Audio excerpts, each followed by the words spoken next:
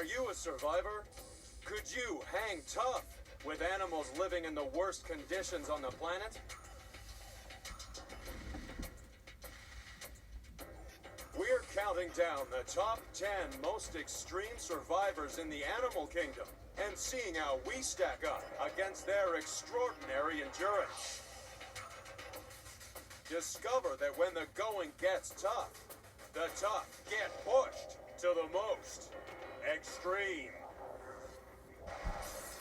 Earth is a planet of extremes. Extreme places. And extreme animals. But some animals are more extreme than others. Join us as we count down to find the most unusual and the most extraordinary on Animal Planet's The Most Extreme.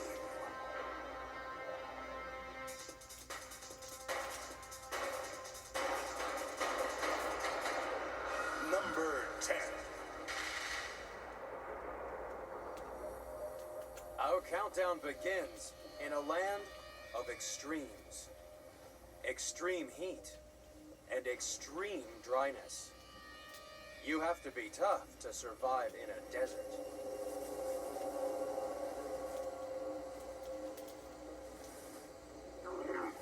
That's why camels are coming in at number 10 in our countdown of extreme survivors. For thousands of years, people have been crossing the arid wastelands of Arabia on these animals known as ships of the desert.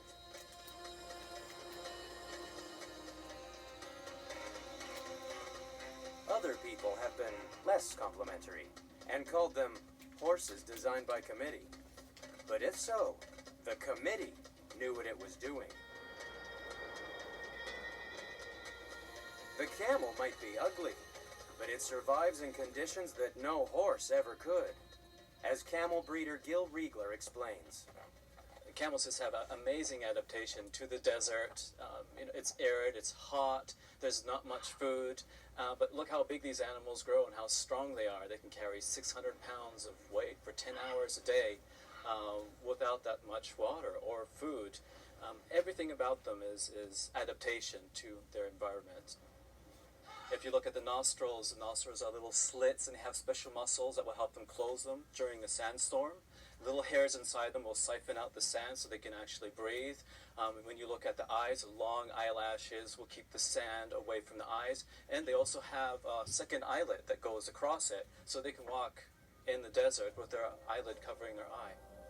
The camel's most famous feature also comes in handy in the desert. But contrary to popular opinion, its hump doesn't store water.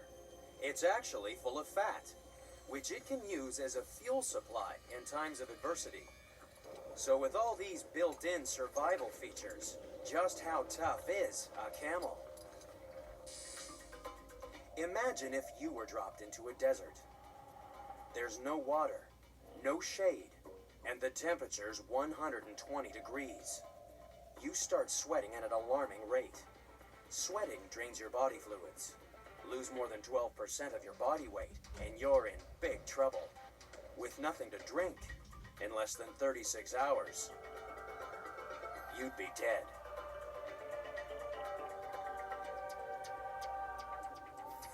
But imagine if we had the super survival skills of a camel.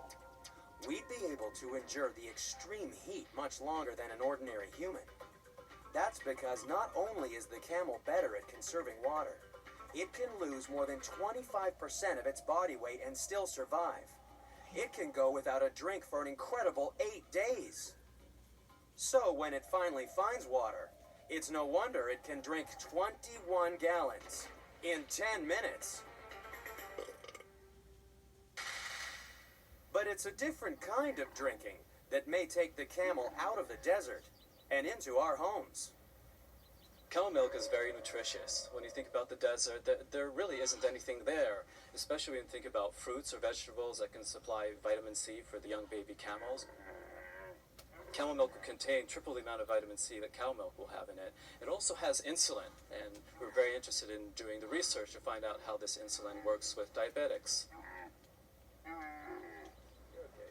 Of course, the tricky part is getting the milk out of the camel. Good girl.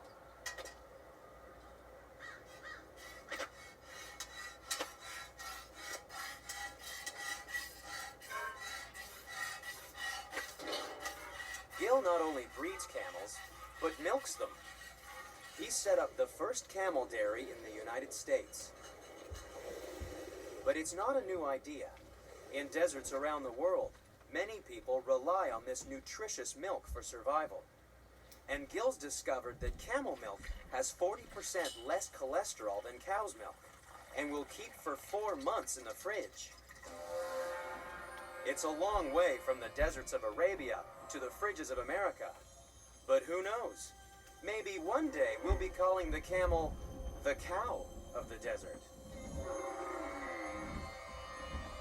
If only our next contender in the countdown was as kissable as a camel.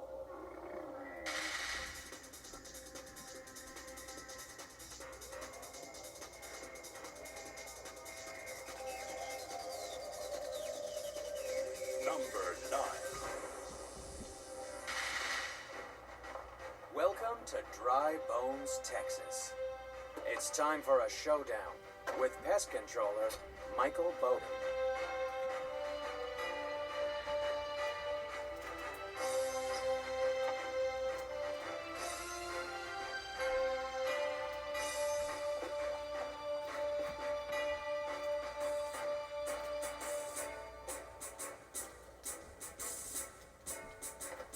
The rat may be number 9 in our countdown, but it's also public enemy number 1.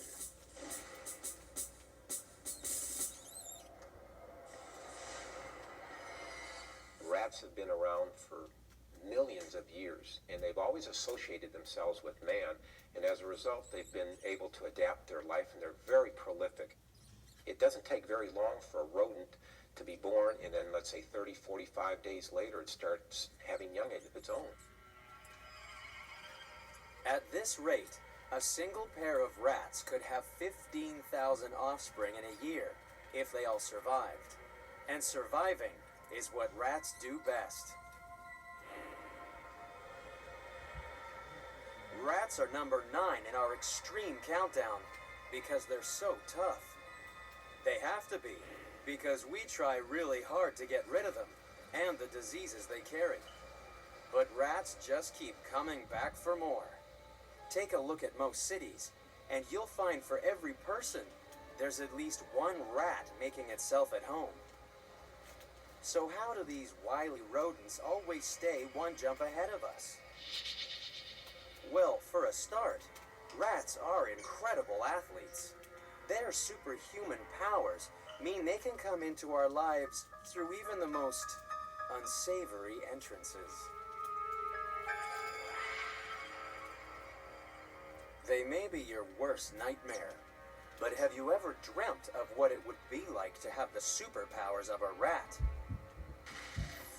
If you were a rat, you'd be able to squeeze into some very small spaces.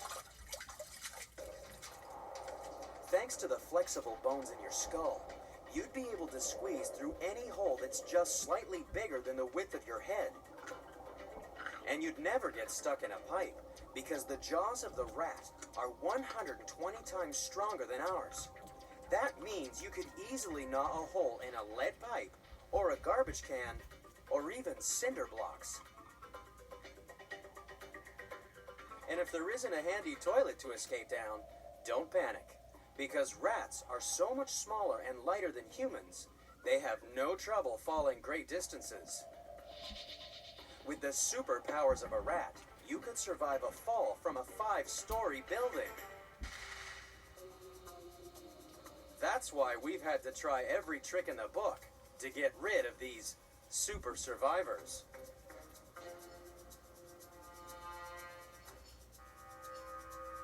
Poisons are our favorite weapon, but rats have even found ways to survive this chemical warfare.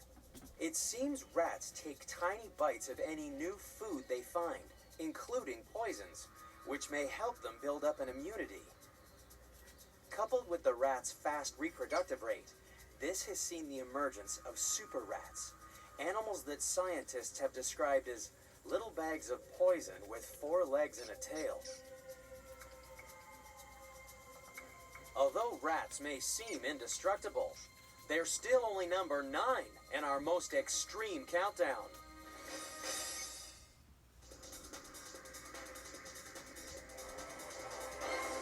Number 8.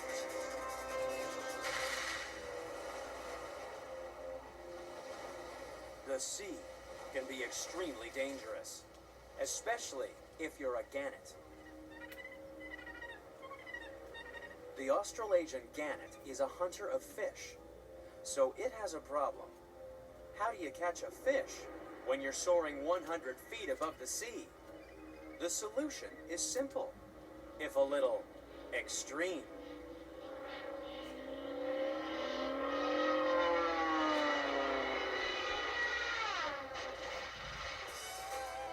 The gannet is number 8 in the countdown because no ordinary animal could survive hitting the sea at 90 miles per hour. Hitting anything at that speed is usually fatal.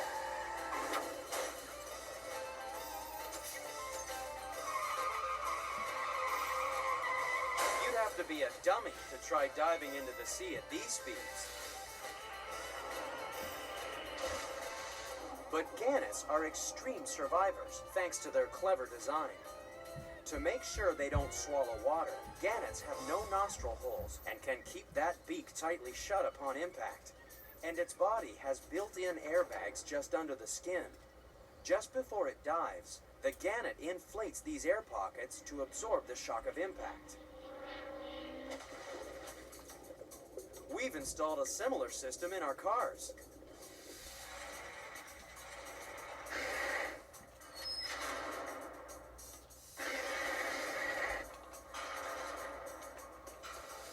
Unlike gannets, the human body's not built for these extreme impacts. So why would anyone make a career of diving into the water at 60 miles an hour? Welcome to the extreme sport of professional cliff diving. These guys jump from more than twice the height of an Olympic high diver, and they hit the water 9 times harder.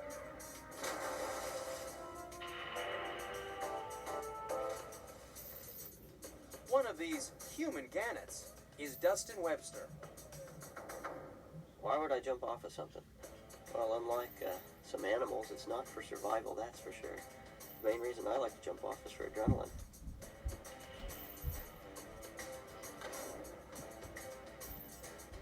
First look over the edge. It's a long way down. You can't imagine how far down it is.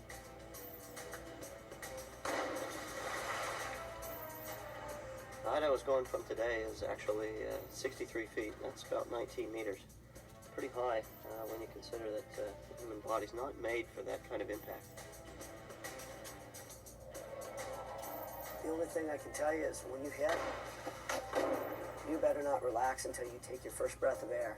Because if you relax, that water's going to tear you apart. It's going to shape you into a pretzel. You'd have to get in a car crash to feel a similar feeling.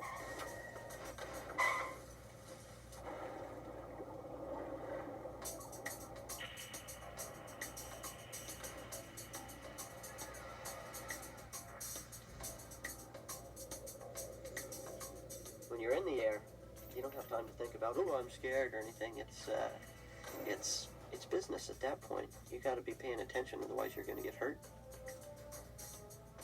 Cliff diving is really a mental game. Jumping from that height, that's extreme.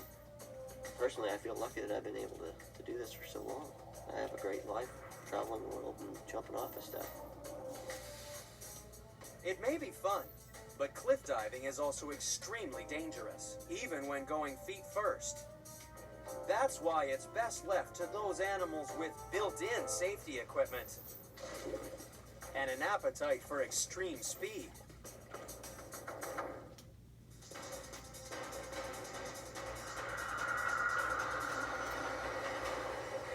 Number 7. Our next tough customer lives high in the Andes of South America. It's a cousin of the camel that doesn't survive extreme heat, but height. Meet the guanaco. It can be found more than 3 miles above sea level. Up here, the air is dangerously thin. It contains only 1/3 of the oxygen it would at sea level.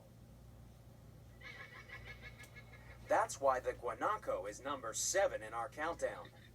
It's perfectly adapted for living in conditions that would leave us gasping for breath. Imagine if you were dropped onto a mountain 11,000 feet above sea level. In the rarefied atmosphere, you'd soon be feeling sick and tired because the organs of your body need oxygen to work properly. And oxygen is carried by red blood cells. In a teaspoon of blood, there are about 19 billion of them, which sounds like a lot. But in thin air, it's not enough.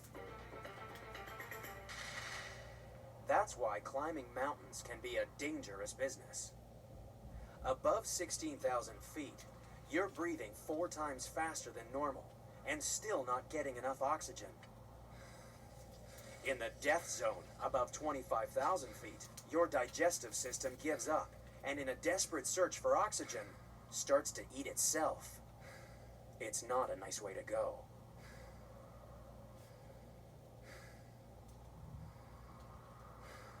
But imagine if we were like the guanaco. A human with guanaco blood would have 4 times as many red blood cells, and each blood cell would live twice as long. With so many more cells to collect oxygen from the thin air, the guanaco is much better suited to the high life than we are.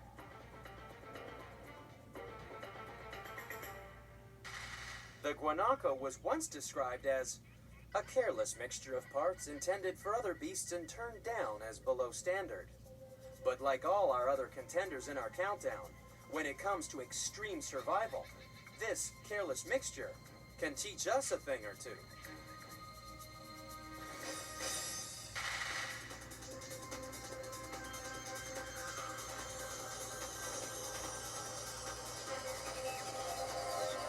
Number 6.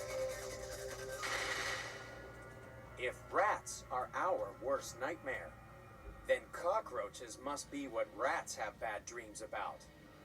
These belligerent bugs are number 6 in our countdown because they'll survive just about anything we throw at them. And no wonder. Thanks to super sensitive antennae and an extra brain in their rear, cockroaches can dodge just about anything. But then they've had plenty of practice. Some 400 million years, in fact. Cockroaches were bugging dinosaurs long before they set foot in your kitchen. But from the suburban kitchens of Natick, Massachusetts, comes the ultimate cockroach survival story. 30 years ago, scientists at the local army base were carrying out experiments on giant Madagascan hissing cockroaches. They exposed the bugs to doses of radiation.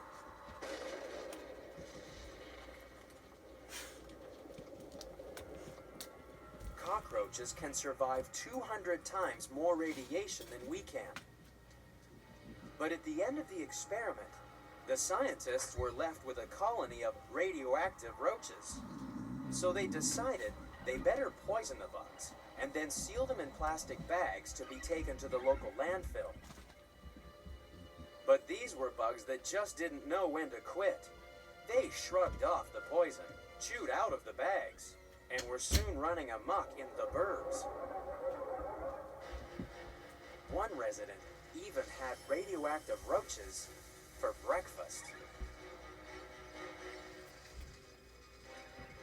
That's why the army decreed the only reliable way to kill these bugs was to hit them with a hammer.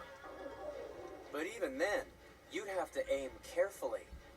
Cockroaches can live for a month with no head, and only then die of thirst. Cockroaches may be too tough for their own good. Because they're so hard to get out of our lives, most people think cockroaches are revolting. Okay. Now these are giant hissing cockroaches.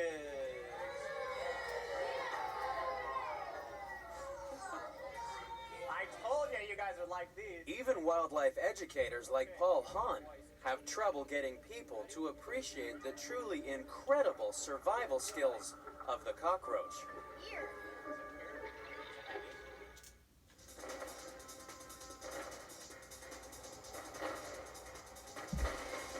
Number 5.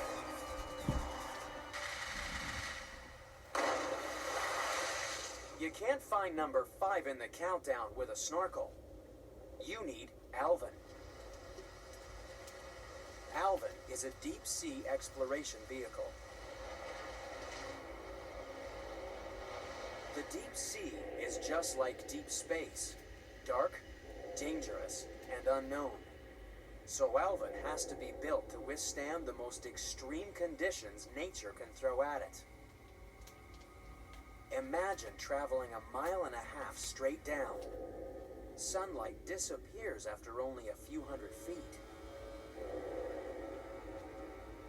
You'd think nothing could survive down here.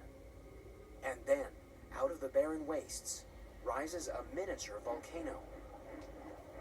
It's a chimney called a black smoker that spews boiling hot toxic chemicals into the sea.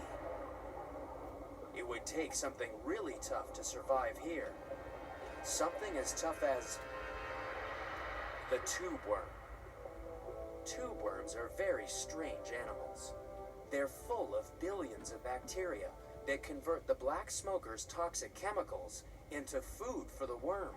That's why the tube worm has no mouth, no stomach, and no rear end. Yet it survives horrific conditions that would kill any other animal.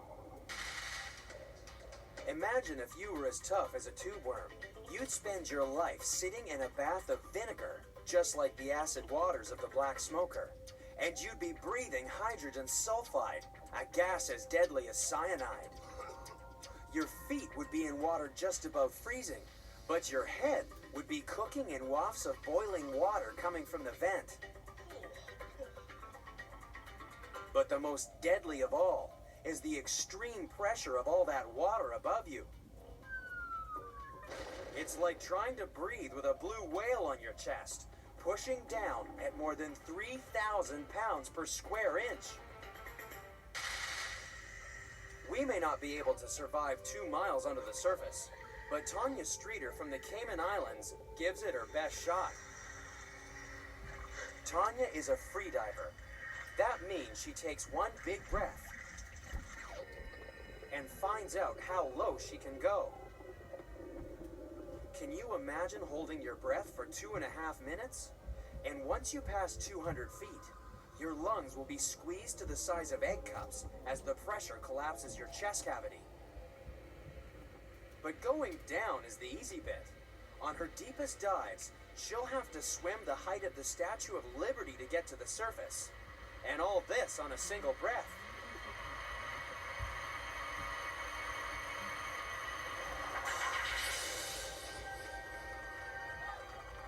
Tanya Streeter takes snorkeling to the extreme, but even Tanya would have to dive 20 times deeper to visit the realm of the tube worm.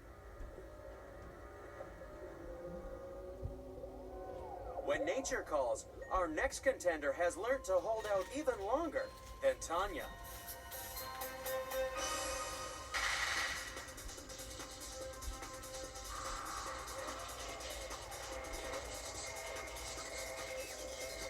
Number 4.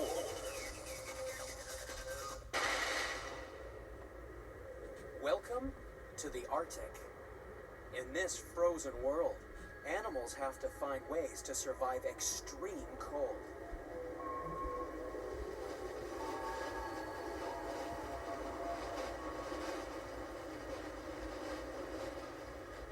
Coming in at number 4 are the biggest survivors on our extreme countdown. Polar bears. Your average polar bear has a 5-inch layer of fat and 2 coats of fur to keep it warm. In fact, an adult bear will suffer more from overheating in the summer than being cold in the winter. But baby bears are not so well insulated. That's why pregnant females have to find another way to escape the worst of the Arctic weather. Female polar bears go underground. Hey, bear! Alaskan wildlife biologist Steve Amstrup is looking for a polar bear den. Hey, bear! Woo! Deep inside this snow cave, a female polar bear will tuck herself away from the worst of the Arctic winter. Boy, this is a narrow little spot here. She'll spend 4 months in this den, saving energy by falling into a deep, deep sleep. Her heart rate will drop to 8 beats a minute, and her metabolism will slow to half its normal rate. And she'll give birth to her cubs in her sleep. But the reason the polar bear is number 4 in the countdown is that during the entire 4 months she's asleep, she won't answer the call of nature. Not once. Not only is that extreme willpower, it's extremely interesting to scientists.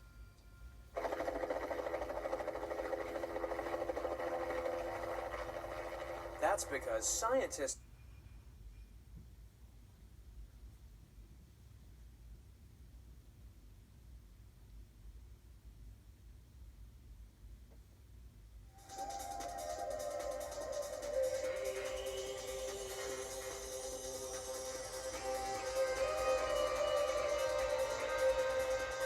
Number 3.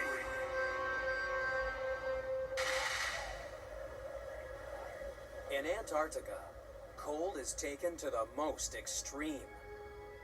In some places, the average temperature is minus 72 degrees, and it can get down to a world record minus 129 degrees Fahrenheit. Few humans would think of spending the winter in Antarctica.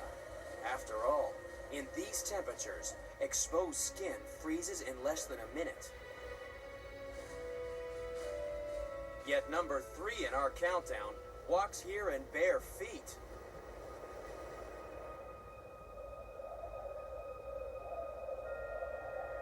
These are emperor penguins. At the beginning of the winter, when the sea freezes over and the going gets tough, most animals head north for warmer places. But not the emperors. These incredible survivors choose to breed in the coldest place on Earth.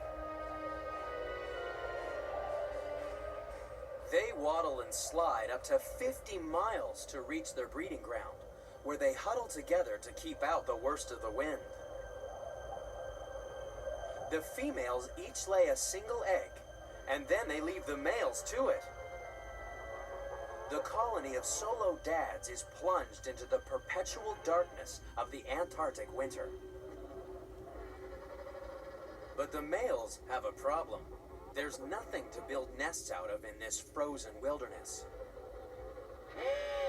So the males make a nest of their feet. They balance the precious egg on the tops of their toes and cover it with a warm pouch of skin. And then they settle down for the winter. They barely move for 65 days. They keep that egg on their toes despite freezing temperatures, cruel winds, and blinding storms. And throughout it all, they don't eat a mouthful of food. When the sun finally returns, it's a huge relief for everyone who spent the winter on the ice. We'll move all the rocks and plywood over this way so that they don't clutter the picture. Very warm, right place.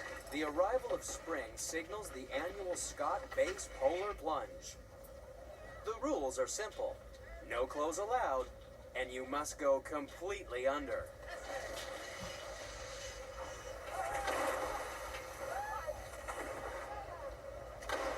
It's gotta be a quick dip, because cold water robs body heat 32 times faster than cold air.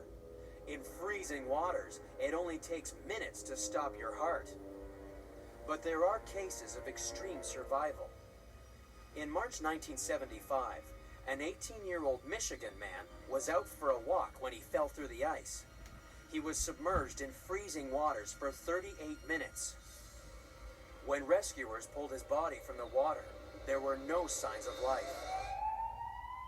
He was en route for the morgue when suddenly he came back to life, thanks to the mammalian diving reflex. This shuts down all the body's systems except those necessary to keep the heart and brain alive. In extremely cold water, it can keep humans and other more expert divers alive for a long time. Submerged emperor penguins are also thought to be able to reduce blood flow to all but the most vital organs. That's why they can spend almost 20 minutes underwater on a single breath.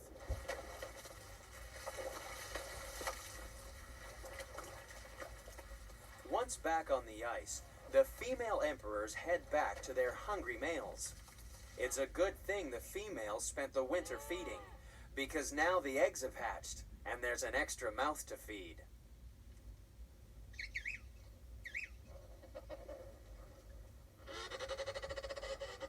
To survive in this frozen world, you have to be tough. But the emperor chicks still need to keep on their toes. If they fell onto the ice, they could freeze to death in only 2 minutes. But that's no problem for the next contender in our most extreme countdown.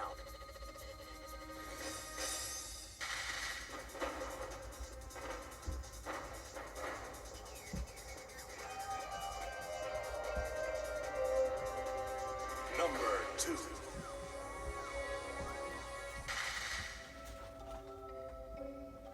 In the mountains of New Zealand, number 2 in our countdown has a truly extreme solution to surviving the cold winter.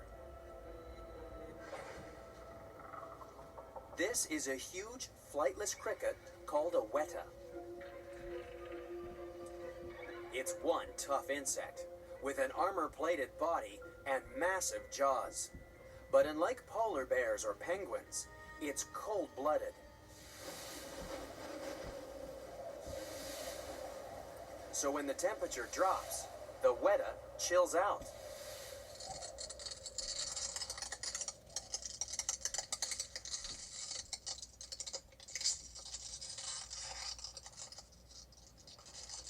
The weta freezes solid.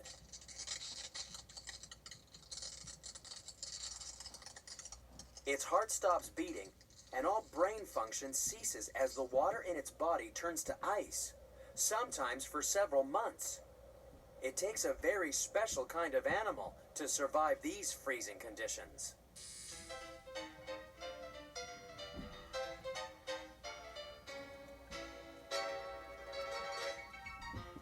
Even experts can only survive for a few minutes.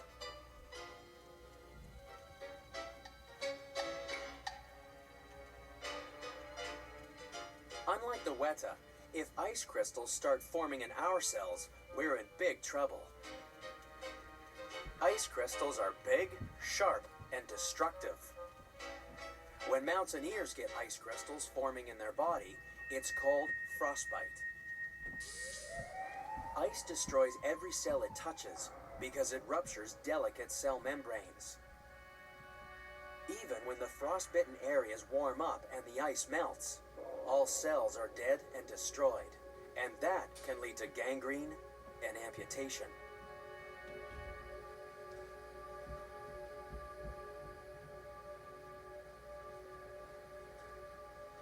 But not for the weta.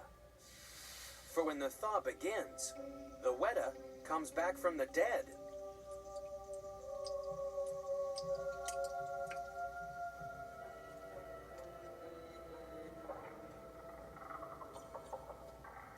There's no frostbite, there's no cell damage.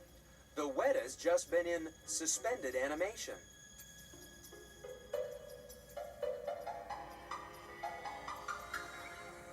And scientists still have no idea how it survives. But even the weta's incredible endurance is still no match for the ultimate survivor on the planet.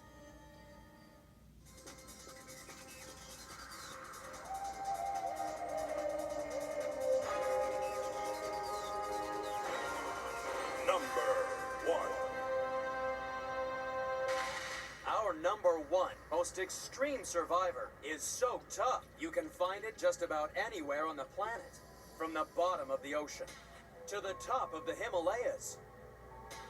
It can survive in hot springs and freezing Arctic wastelands, dry deserts, and humid rainforests.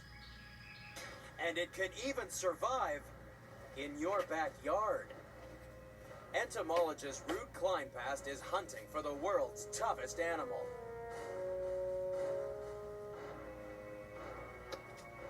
You can find the most extreme survivor anywhere there's moss or lichen. The only problem is that the world's toughest animal is very, very small.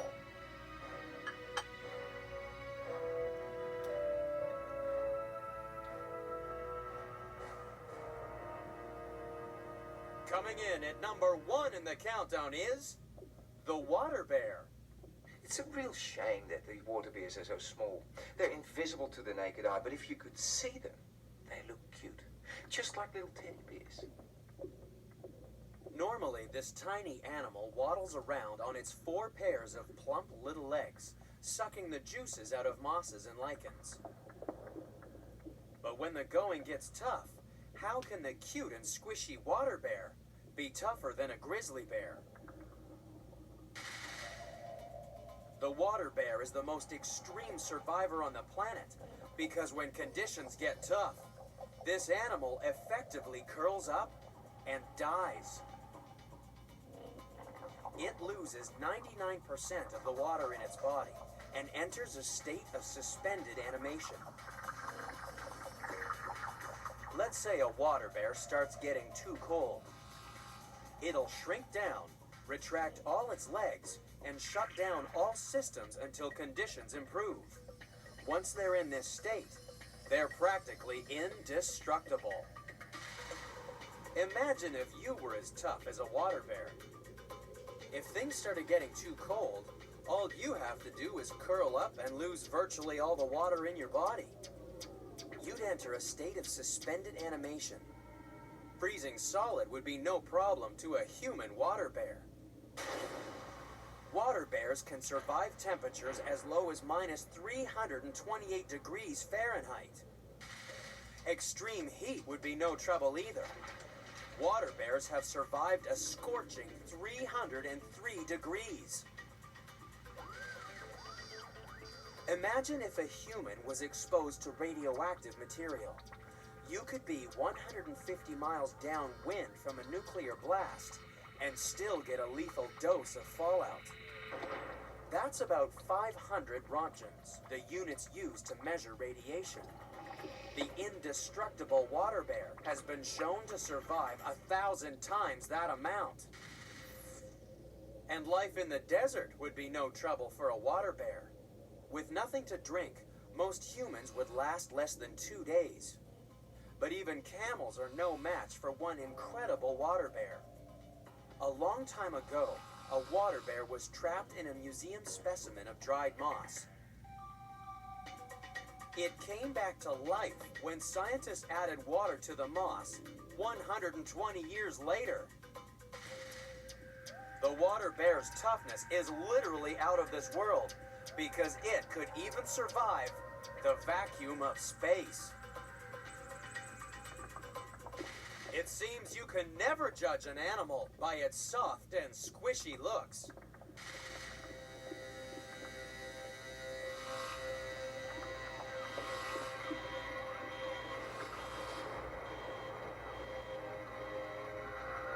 After all, when it comes to survival, the water bear really is the most extreme.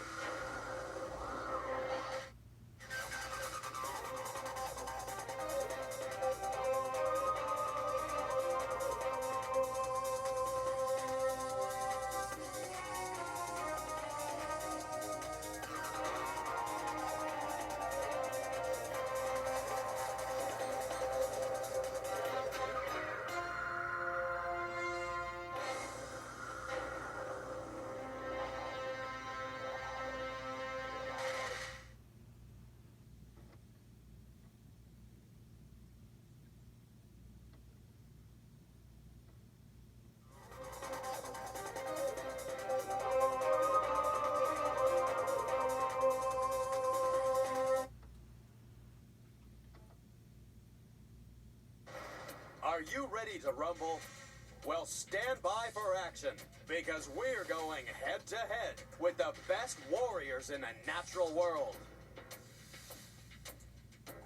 We're counting down the top 10 most extreme fighters in the animal kingdom and seeing how they stack up against human attempts to battle their way into the record books.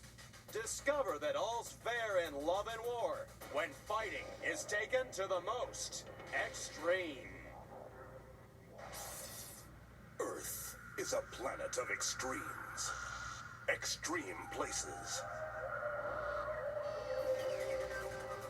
And extreme animals. But some animals are more extreme than others. Join us as we count down to find the most unusual and the most extraordinary on Animal Planet's The Most Extreme.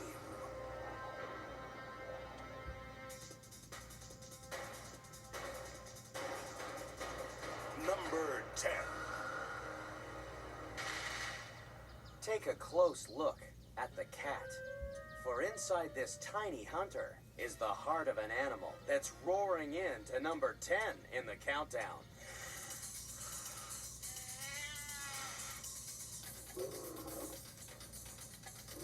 The lion is the king of the jungle, but only because it knows how to fight for its kingdom.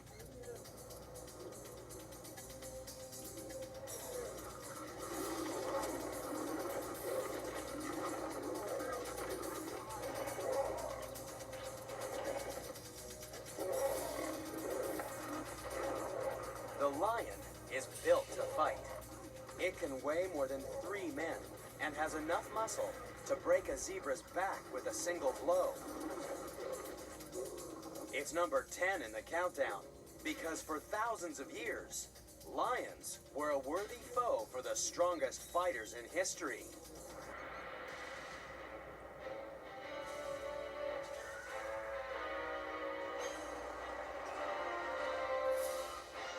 But Hercules wasn't the only guy to fight a lion. Right from the time of our earliest ancestors, we've had to fight all kinds of animals for survival, including each other. All animals have to fight for food, or shelter, or a mate.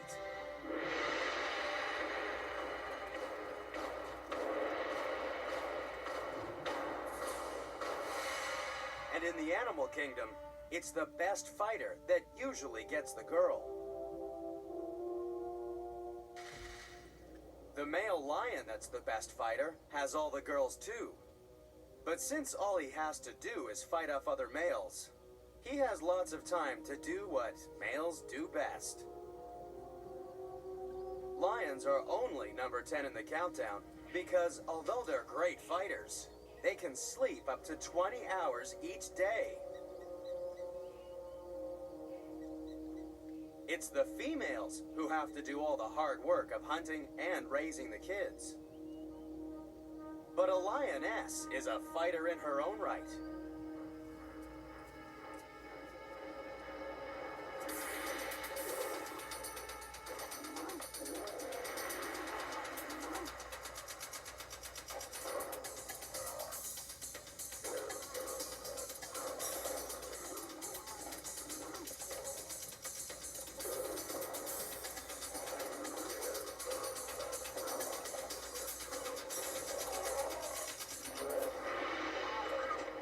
In fact, sometimes lazy males can get a lesson about the strength of girl power.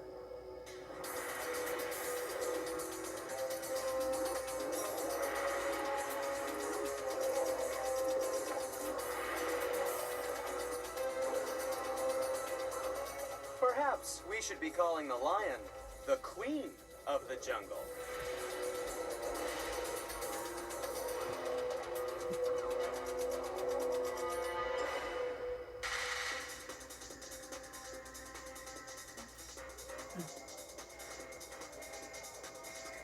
Number 9.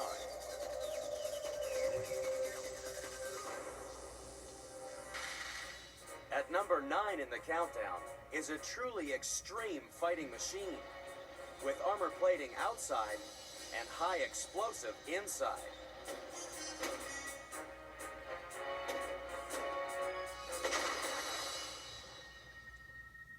It's found in battlefields around the world. You just have to know where to look. Blasting its way into number 9 in the countdown is a bug with a bomb in its butt. The bombardier beetle gets its name because it blasts boiling hot toxic chemicals out its backside.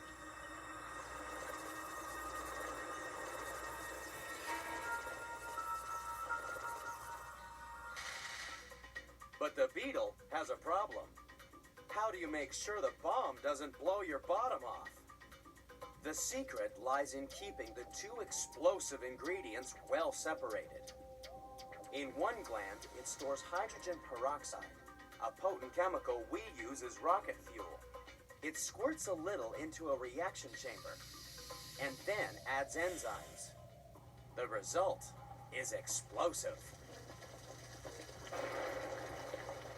The beetle can fire this cannon 700 times a second. And by strange coincidence, this kind of explosion was found in a very different kind of bug.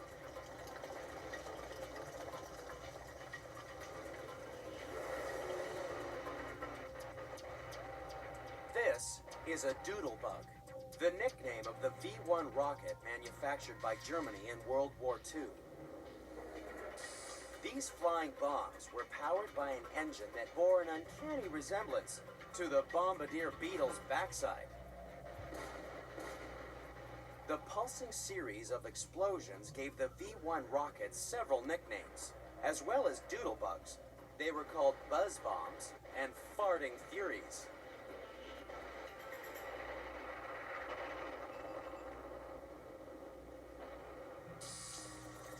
But the bombardier beetle packs a punch in its pants, not to fly, but to fight.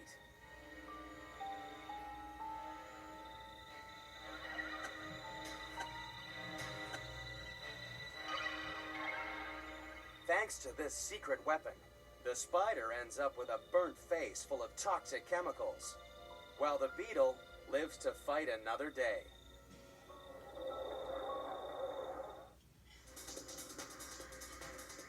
Number 8.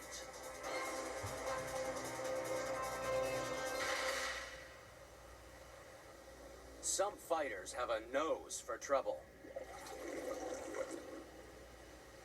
The elephant seal gets its name not only from that trunk-like snout, but because it is very, very big. It's as large as a Volkswagen and twice as heavy. That's because for bull elephant seals, size really does matter.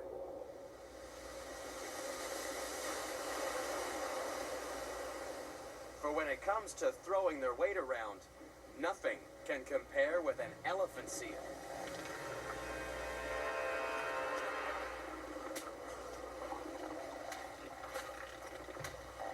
The bigger they are, the better their chances of mating. A bull fights to control the beach, because on the beach is his harem. Up to 50 females can be jealously guarded by a single male.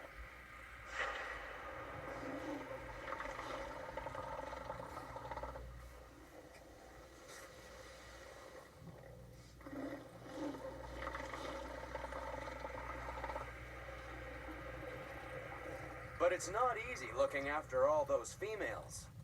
The harem is an attractive target for all the other males and their raging libidos. They don't get a chance to mate unless they can beat the Beachmaster.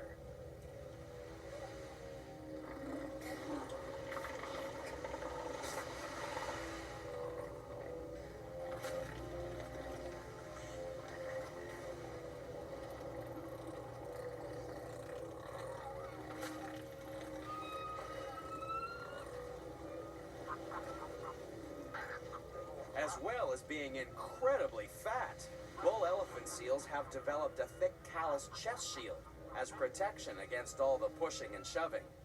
And in Japan, some humans have done much the same thing.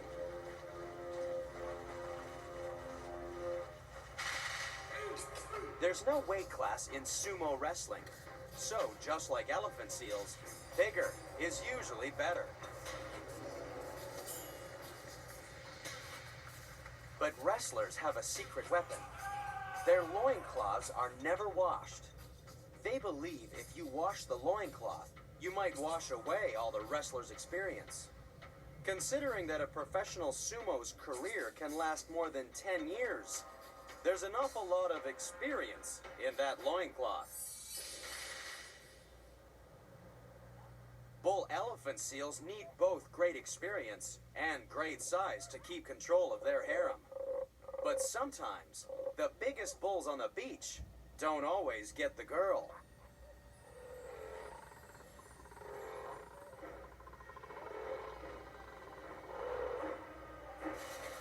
A sneaky male will wait for the beachmaster to have his hands full with the latest challenger. Then, he makes his move. It's a race to find an unguarded female before the beachmaster realizes there's an intruder in the harem.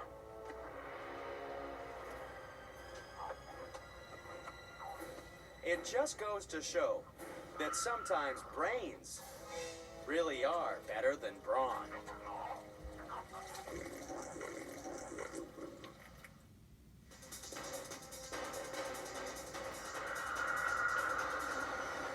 Number 7.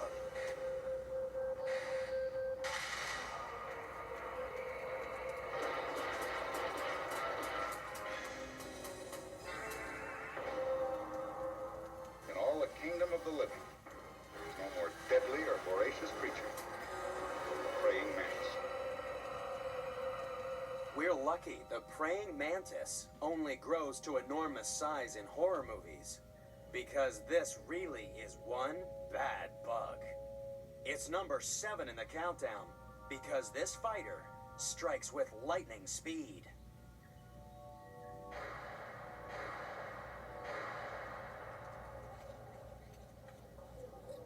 The strike of the mantis takes only 31 thousandths of a second. It can catch not only insects, but soft-shelled turtles, mice, frogs, and birds.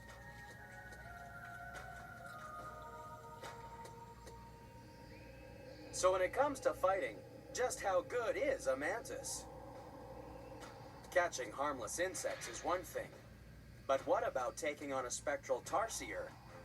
This Indonesian primate is 100 times heavier than a mantis and hunts bugs for a living.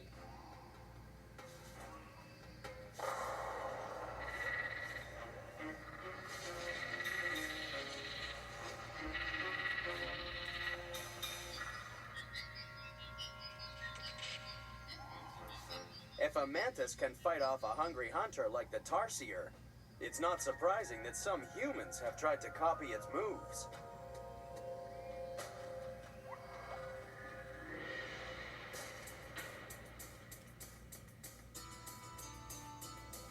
Welcome to Kung Fu, mantis style.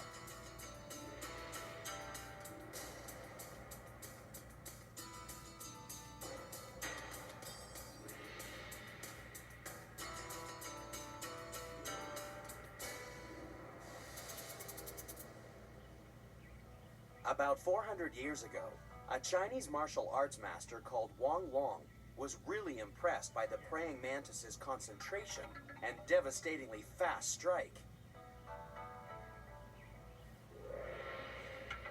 Today, variations of praying mantis kung fu are practiced all over the world, including here in Honolulu with instructor Sifu David Moraney. We imitate the insect. It makes it actually kind of sneaky and very powerful, you know? People go, oh, well, what happened? Or how did that happen? Nobody knows. You're not broadcasting. You're not telling anyone what you're about to do. Okay, Matt, I'm spanking my shoe. Hooking hand, punch, and I hook. Here, they don't strike. Once you make contact, you know automatically that at the top of the arm is the head. So you don't have to think about it. You can just strike, Is you use the other person's energy against them, okay? So if a person's pushing against you, you don't have to resist. There's always someone stronger than you. So why play the game of trying to match someone's strength? Unfortunately, the strength of the mantis causes problems when it's time to play a different kind of game. Because the female mantis is such a lethal fighter, the smaller male really puts his body on the line when it's time to mate. Sometimes things go horribly wrong.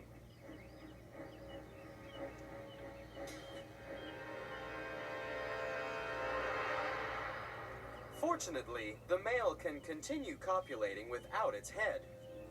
It's not much fun for the male, but at least the female gets a good dose of protein, which will provide a head start for her eggs and the next generation of extreme fighters.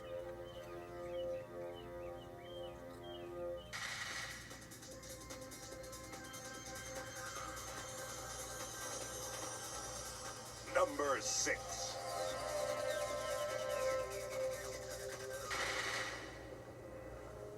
To find number 6 in the countdown, you have to travel to the frozen wastes of the Arctic.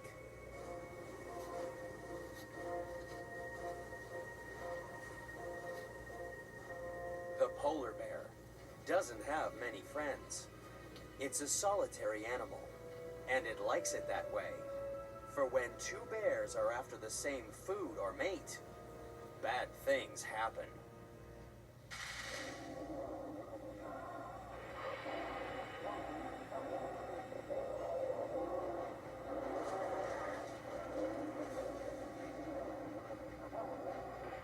Polar bears are number 6 in the countdown because they are devastating fighters. An adult bear can weigh as much as 7 men. One swipe of its huge paw could take out prey 3 times its size.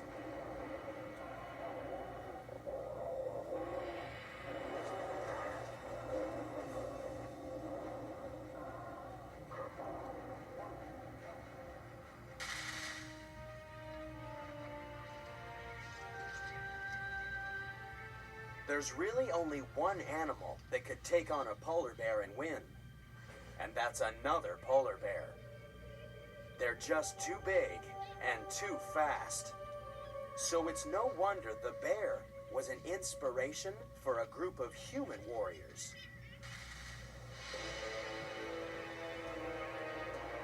A 1,000 years ago, Europe was terrorized by the Vikings. And the most feared Vikings of all were those fighters who believed if they wore a specially treated bearskin shirt called a bear sark, something amazing would happen. The warrior would magically gain the fighting abilities of the bear. In their magic bearskins, the warriors went totally nuts. They fought in such a frenzy that it was from the Vikings' bear sark that we got the word berserk.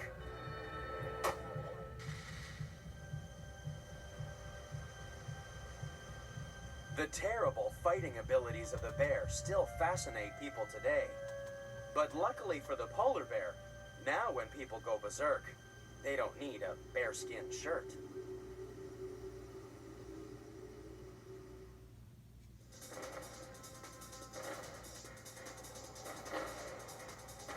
Number 5. One animal knows when it comes to fighting, it pays to use your head. This is a musk ox. It's number 5 in our countdown because underneath that shaggy coat is the most extreme headbanger on the planet. Most of the time, musk oxen graze peacefully on the Arctic tundra. But when 2 males get together, it pays to get out of the way.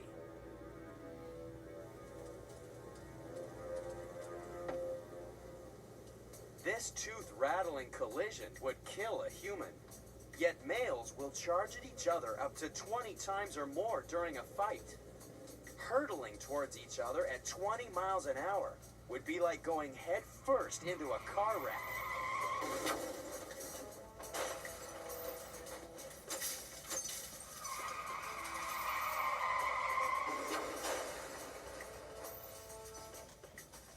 Musk oxen survive their head-on crashes because they're the biggest boneheads on the planet. There's 4 inches of horn and 3 inches of bone directly over the brain in the area of impact. Humans don't have this cushioning, which can be a problem on a different kind of field. Today, only a special breed of warrior charges head first into the opposition. Football players can collide at 15 miles per hour.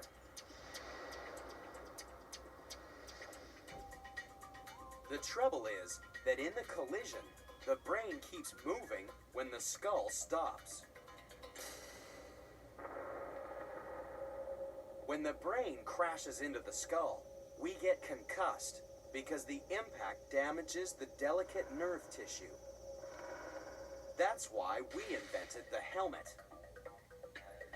By absorbing the shock of impact, it helps protect the brain. But the most extreme helmets were worn by medieval knights who fought like the musk ox. Protection came not from 4 inches of bone in the skull, but from elaborate suits of armor that weighed half as much as the knight. You needed all the protection you could get when you sat on top of a half a ton of warhorse charging at 25 miles an hour. Even with suits of armor, knights were killed or maimed at jousting tournaments. People needed to find a new way of fighting with lances, which is how we ended up with a toy that's still in use today.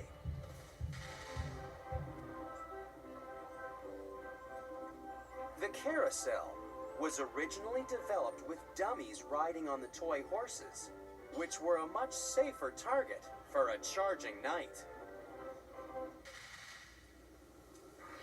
Jousting may be child's play for the muskox, but when our next contender fights, it's a family affair.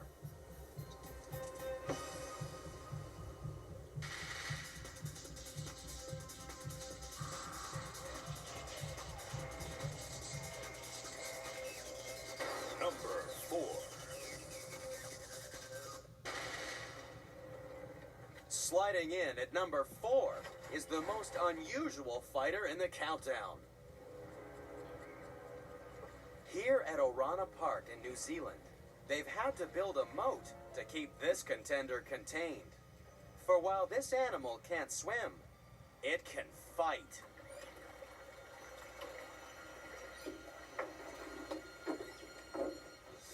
The keeper is about to meet one of his distant cousins. For at number 4 in the countdown is the Madagascan ring-tailed lemur, the cuddliest animal in the countdown.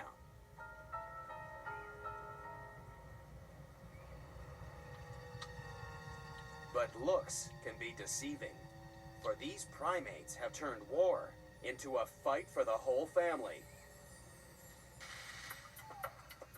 These lemurs are marching to battle, and it's women and children first.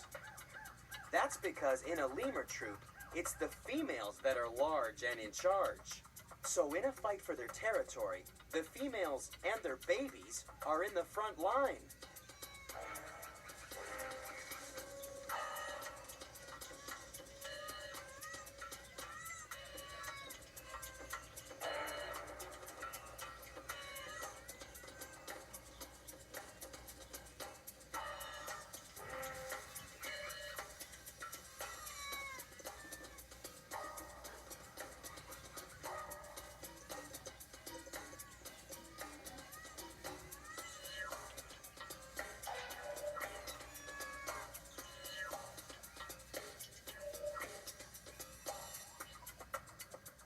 But the main reason these animals are number 4 in the countdown is that when it comes to fighting, lemurs really stink.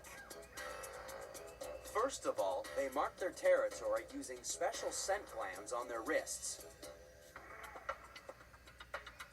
But lemurs also invented stench warfare, as wildlife educator Susan Clevin explains. Ringtail lemurs fight using a scent gland that's on their wrist.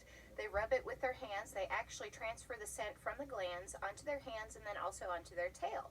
And they fling the scent at one another, and this helps to establish territory.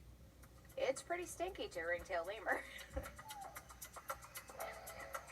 Male lemurs are extreme wimps.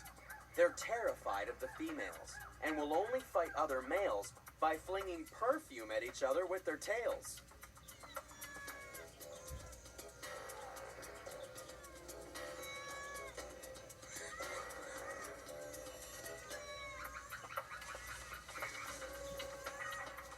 It's an extremely safe way of fighting, and it's found its way into the research laboratories of the U.S. Department of Defense.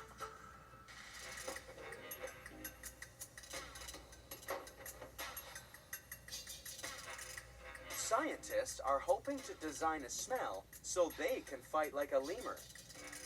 But nobody will wear this perfume on their wrist because researchers aim to invent the worst smell in the world.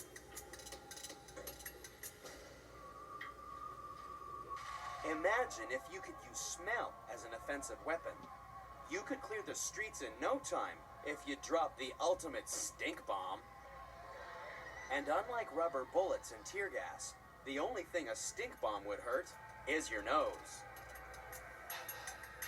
It seems that bad smells are big news for more than just the lemur.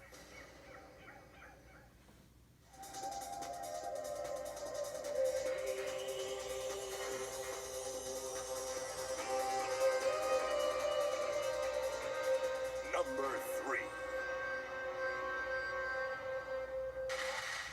When traveling in Tasmania, never, ever pick a fight with the devil.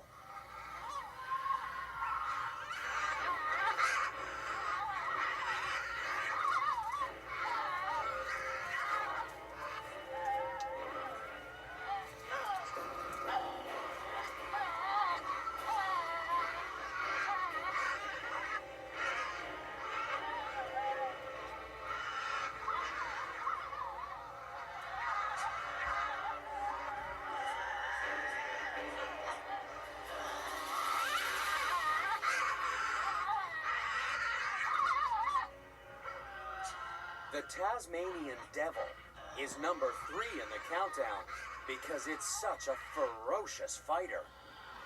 Its life is a constant battle fought with jaws 8 times more powerful than a Doberman. They leave painful scars that can sometimes be fatal.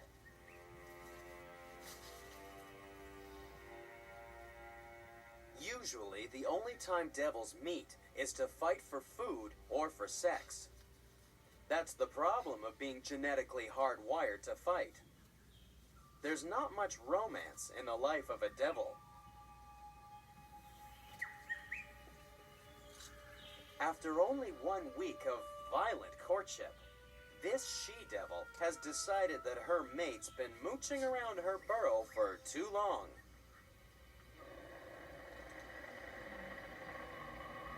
It's time to take out the trash.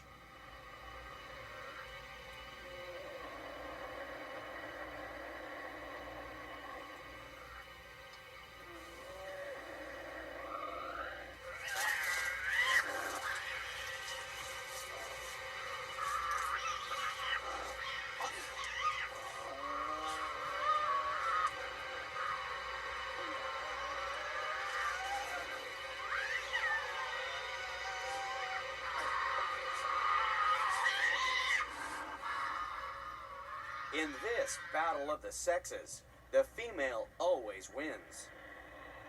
The male is back to roaming the forest alone, picking fights with other devils and camera crews.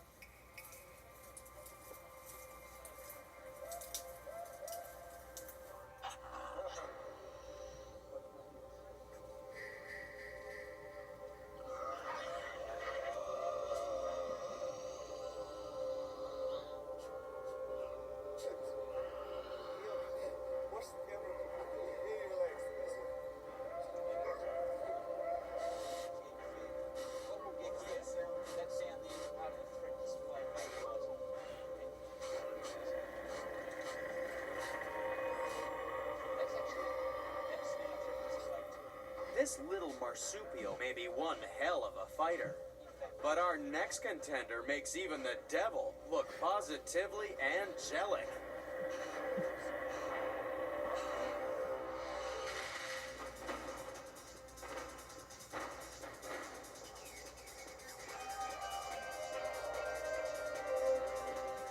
Number 2. To find number 2 in our countdown of extreme fighters in its homeland, you have to travel to Southeast Asia. Once, these fighters were found in the shallow, dirty waters of irrigation ditches and rice paddies. That's because number 2 in the countdown is a fish. It doesn't look much like a fighter, but its scientific name, beta splendens, translates as beautiful warrior. Their good looks have made them popular aquarium fishes, but there's a problem.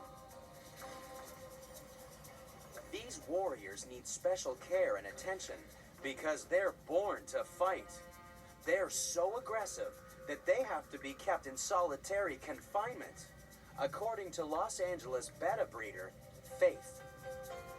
The main challenge that us beta breeders have is the fact that we have to deal with this aggressive behavior and isolate all of these fish. It causes us a lot of logistic problems. We have to have thousands of jars. Each fish has to be in a separate jar. And if they did not have that aggressive behavior, it certainly make our hobby a lot easier and more enjoyable. Betas are number 2 in the countdown because if you put 2 males in the same tank, they'll use their razor-sharp teeth to rip each other to shreds. The loser can sometimes bleed to death.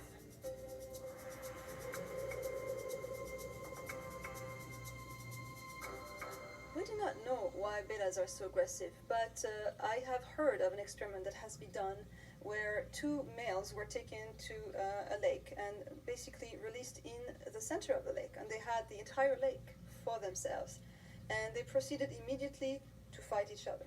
So we conclude that this is not a matter of territory or space, because they had an entire lake and it was a new territory for them. It's a matter of alpha dominance. In each tank you'll have one fish, female or male, that will be the alpha fish. And as long as the fish is in there, it'll keep everybody in line. If you remove that fish, everybody else fights. So there, it suggests that there's an alpha dominance that needs to be established. And it's this alpha dominance that gave these beautiful warriors another name. For these are the legendary Siamese fighting fish. In Thailand, fish fighting was once a popular sport. People placed bets on which warrior would survive the battle, just like in the Colosseum of ancient Rome.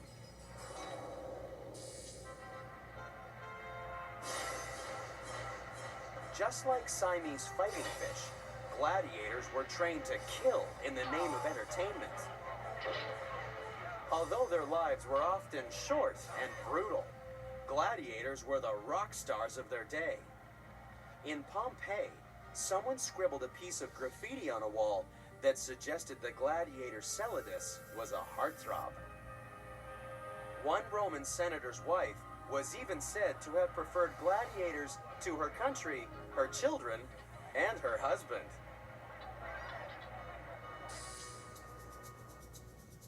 It just goes to show that both fighting men and fighting fish can win the hearts of the girls.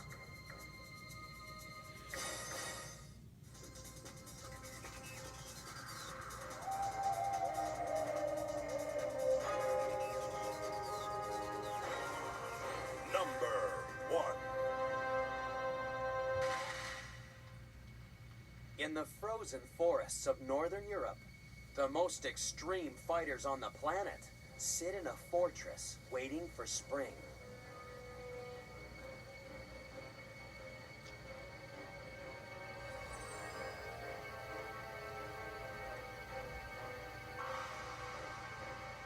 Each giant mound is home to 1 million or more ants. Ants are number 1 in the countdown Because when ants go to war, nothing can stand in their way.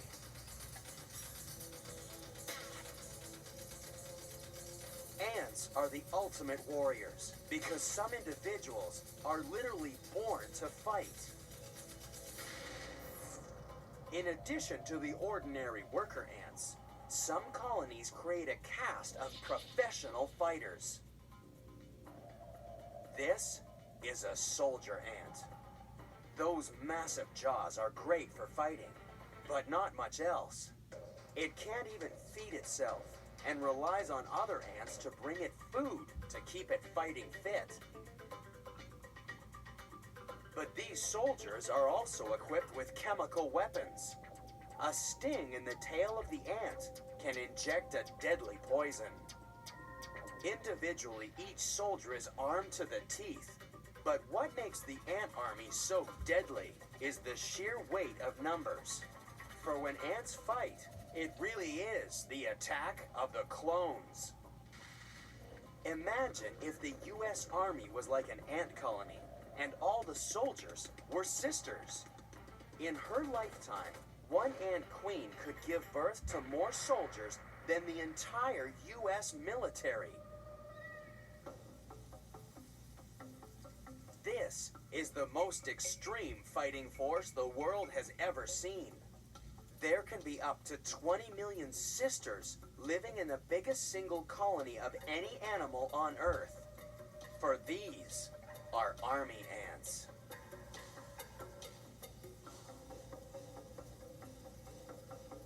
These soldiers are such terrifying fighters that anything that gets in their way is in big trouble, according to Jane Stevens from the St. Louis Zoo.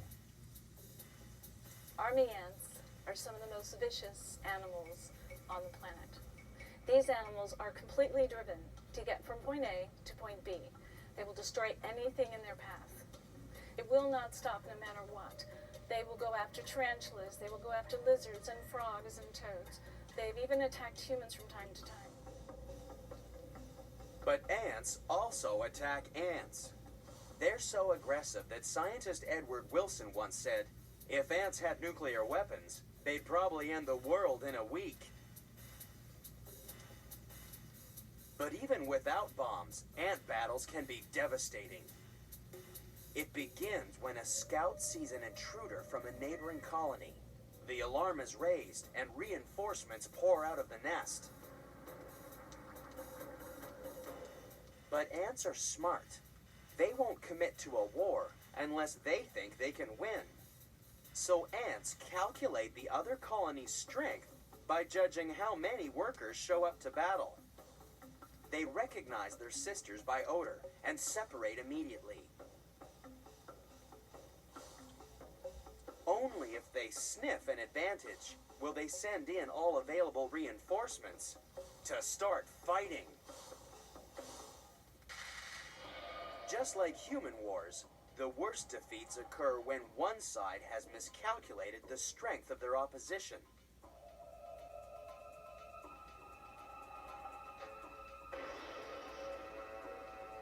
Tactical ant warfare has even attracted interest from human defense analysts.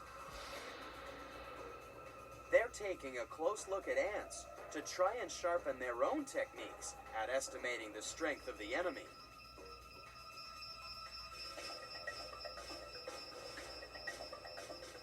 For the ants that get it wrong, the results are devastating. Their colony can be completely overwhelmed.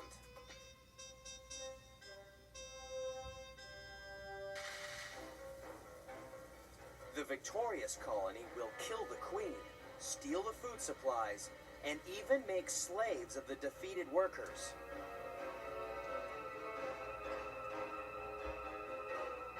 To try to prevent the devastation of their colony, one race of Asian ants has developed the ultimate warrior. This ant has a huge gland inside its abdomen. In extreme combat, it will rupture its own body wall, causing the gland to explode.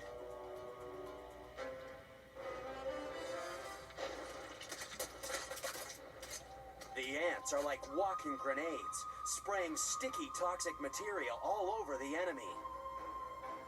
These extreme fighters make the ultimate sacrifice to protect their colony.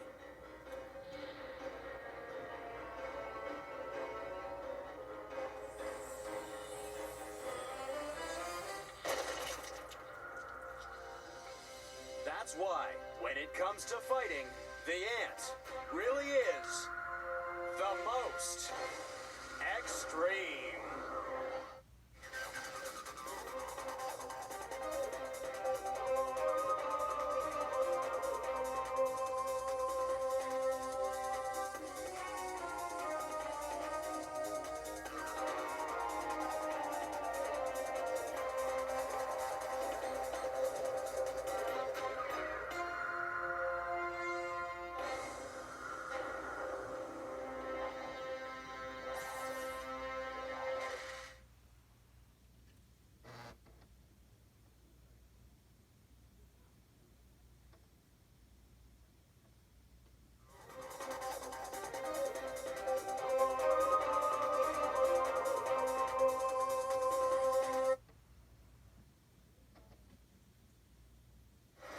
Be afraid.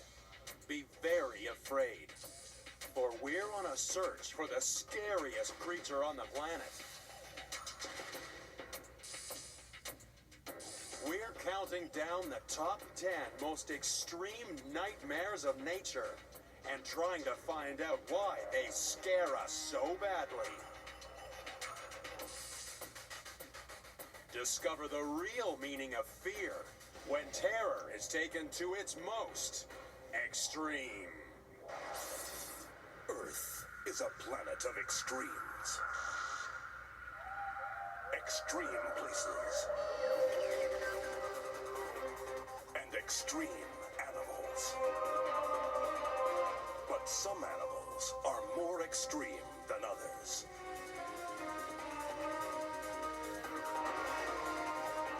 Join us as we count down to find the most unusual and the most extraordinary on Animal Planet's The Most Extreme.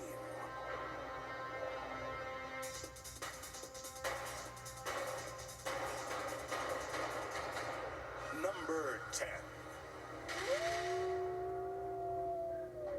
Number 10 in the countdown has come straight from our darkest nightmares. The wolf is a scary animal. What chance would we have against a savage hunter that can easily bring down animals 5 times heavier than we are?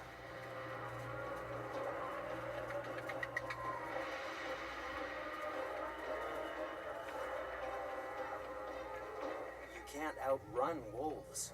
They're twice as fast as an Olympic sprinter.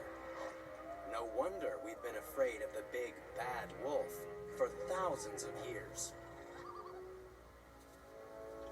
Once upon a time, wolves and humans hunted in the same forests.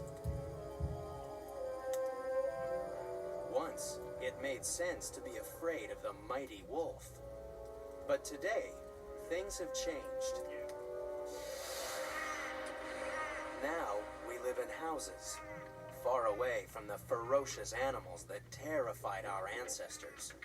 To get a fright today, you have to visit places like Thrillvania, the best little horror house in Texas. So why do we do it? Why do we go looking for horrifying monsters? Being scared is scary. So why do we pay to be terrified by horror movies or roller coaster rides? The answer lies in the physical nature of fear. To understand why some people are thrill seekers, you have to know what happens to your body when you're scared. When you're frightened, hormones like adrenaline flood your body. Adrenaline diverts blood from your skin and gut to your muscles. You get extra energy because you begin breathing faster and your heart starts racing. The adrenaline rush even sharpens the senses. your pupils dilate so you can see better. All these hormonal changes are known as the fight or flight response. Thrill seekers love feeling the buzz of their body being ready to fight for its life or to run for it. But the fight or flight response wasn't designed for adrenaline junkies. It's meant for a really dangerous situation, like facing a ferocious pack of wolves.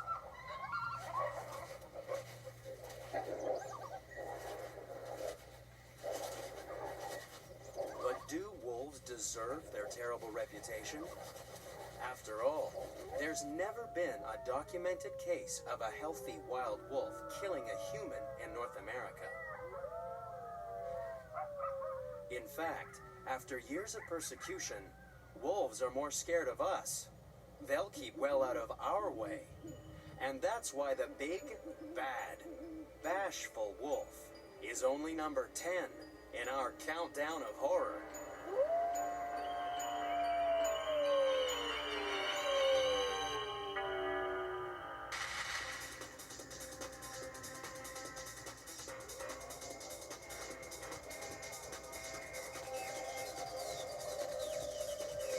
Number 9. Would you like a mouse in the house? What's the matter? What's the matter? Where is he? Under there. What? Who can get under there? A mouse. How do you like that?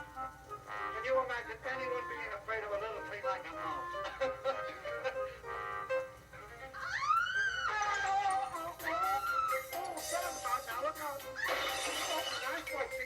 Incredible as it may seem, the mouse is number 9 in our countdown because it's some people's worst nightmare. A recent poll showed 33% of American women are afraid of mice. But why? A mouse is harmless, and it's usually so frightened of us that it'll keep well out of our way. But then, some humans can be frightened of the strangest things.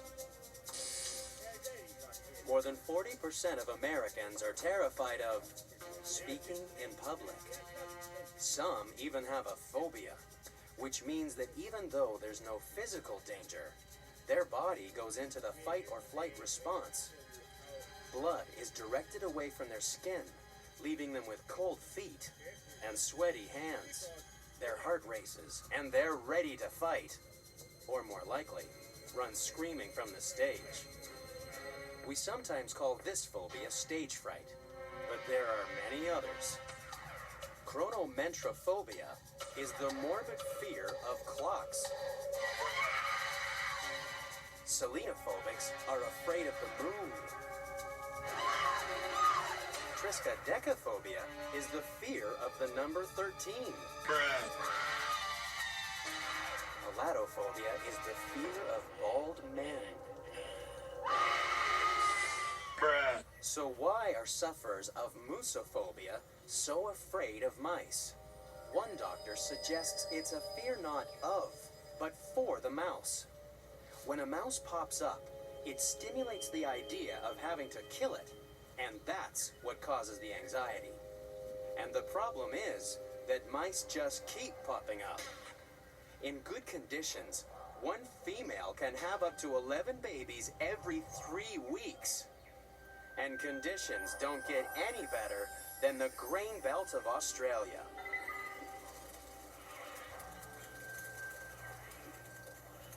In 1994, a plague of mice in South Australia caused over $65 million worth of destruction.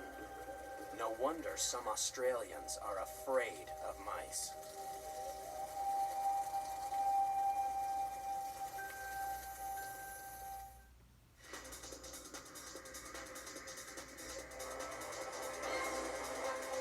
Number 8. There's something strange in the water at Lost River Lake. Something you can't see. Something you can't feel. Until it's too late. Keep your hand out of the water. Ow! What's wrong with the water? The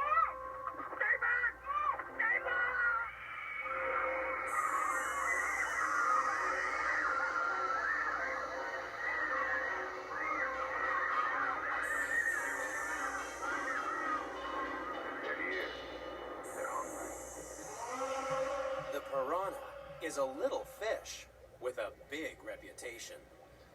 A school of these fish could strip the flesh off a cow in just a few minutes.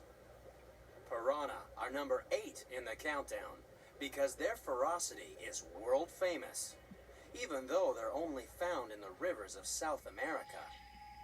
You'd certainly think twice about swimming in these waters, especially when you discover that in some regions, the piranha are known to the locals as donkey castrators. But are piranha really as horrific as their reputation suggests? Surely any animal that entered the water would be instantly attacked.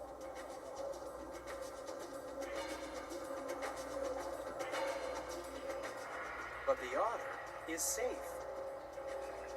It's the dead fish that's in trouble.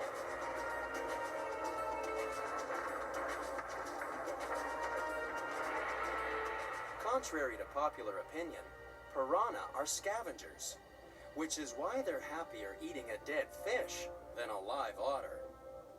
Researchers have found that piranha are mostly harmless, preferring to feed on the tail fins or scales of fish rather than devouring the critters whole. In fact, in the rivers of South America, there's another fish that's far more horrific than the piranha. Explorers traveling through the Amazon have long heard stories of a tiny catfish called the candiru.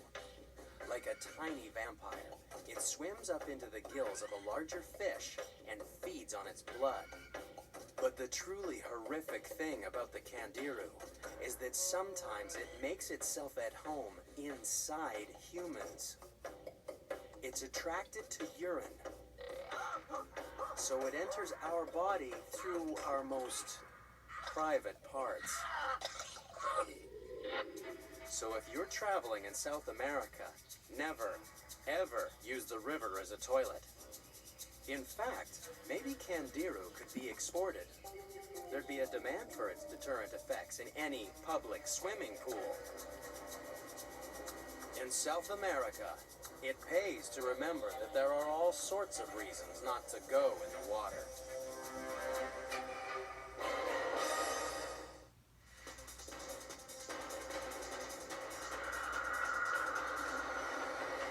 Number 7. If you go down to the woods today, you could be in for a big, furry surprise. Even these armed professionals are worried about number 7 in our countdown. They're looking for an animal that can stand 10 feet tall, weigh more than 7 men, and can outrun the best Olympic sprinter. Number 7 in the countdown is the bear.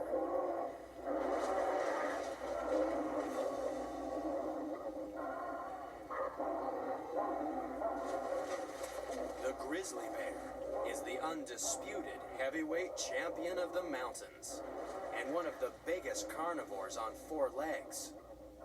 It's this terrifying combination of brute force and speed that's powered the bear into number 7 in our countdown.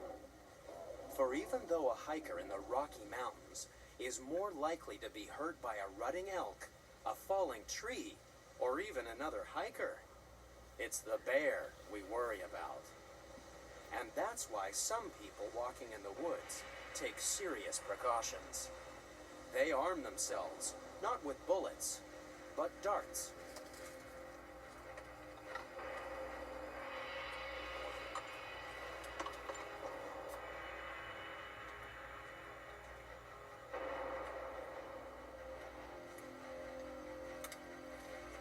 These wildlife conservation officers are from the Pennsylvania Game Commission. They've located a den where they hope a mother black bear is sleeping peacefully.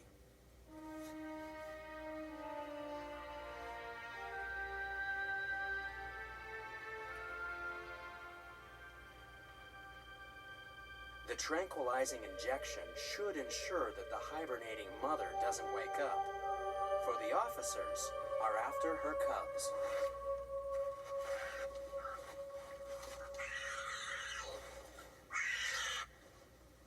monitoring the bear population in Pennsylvania isn't easy, for even baby bears are armed and dangerous, according to Scott Tomlinson.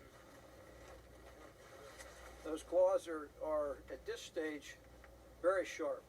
In the adults, much larger.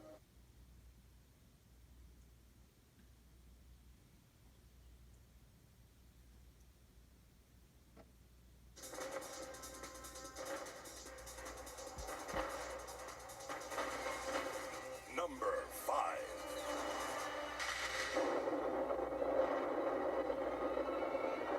In all of the annals of mystery, there's never been a more elusive, fearsome, and cunning killer.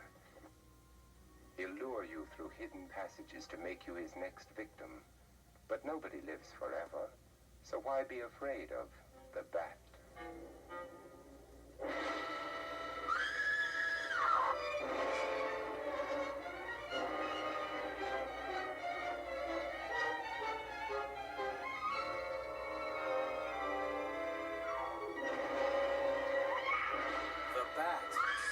Screaming into the countdown at number 5 because it's been flying through our nightmares for generations.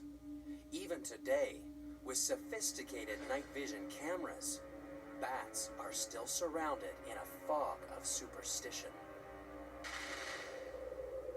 We're scared of bats because we know so little about them, according to University of Tennessee's professional batman, Gary McCracken.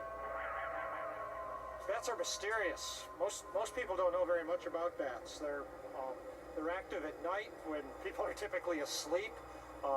They're associated with darkness, and where they live in caves, under the ground. There's a fear to that. They live in abandoned buildings, church steeples, just places that are spooky to people and scare people, and people don't know much about them, so they fear them.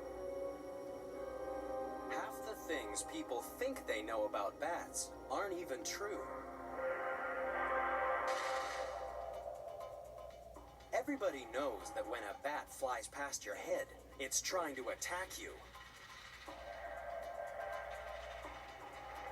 What people don't know is that when you're walking along, you're stirring up dozens of tiny insects. The bats are attacking the bugs, not us. And they won't get tangled in our hair, no matter how close they fly past our heads. But some people are fighting against the superstition and prejudice associated with bats. Susan Clevin is an animal educator in Aubrey, Texas, who's trying to spread the good news about bats. We can overcome our phobia of bats by understanding and learning more about their activities and how important they are to people. Bats that eat insects eat a lot of insects that are harmful to us. Fruit bats pollinate lots of plants that are beneficial to us. Fruit bats roost in trees during the day, so they're not very mysterious. They're such a common animal that people don't think they're evil at all. That's why in Asia, bats are symbols of good health and good fortune. No wonder the much maligned bat is only number 5 in the countdown.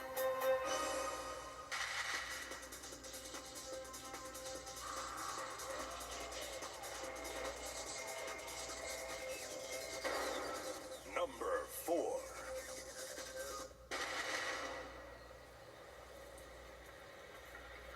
There's no hiding from number 4 in the countdown.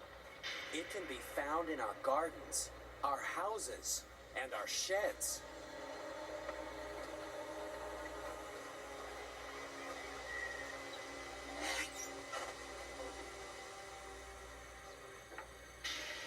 Scaring us when we least expect it is the spider.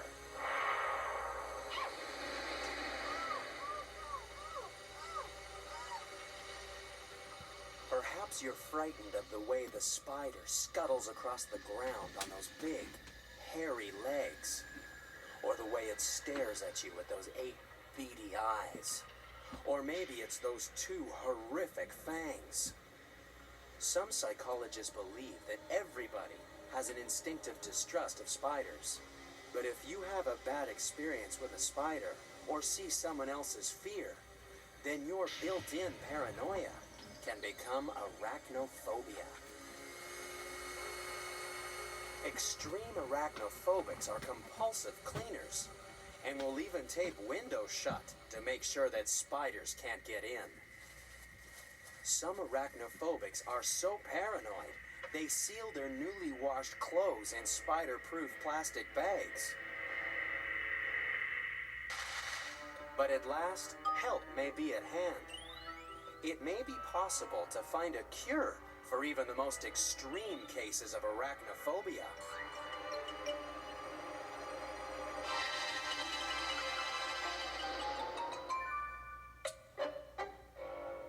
At the San Diego Center for Advanced Multimedia Psychotherapy, Brenda Wiederhold has been using some modern technology to help arachnophobic Amber McNeil. When I was just a little girl, if I would see a spider or, something like that, I would just run away from it and call my mother if it was in the house, and have her come get it. Now, I just moved to San Diego, 3,000 miles away from my mother, so whenever I see a spider in my house, which I have, I can't call her to come get it. I have to do something, so I just figured, try it out. The first part of the therapy uses technology to help teach clients to relax. Amber's able to see her body's fight or flight response on the screen. That way, she can practice controlling her own physiology, even in the face of the enemy.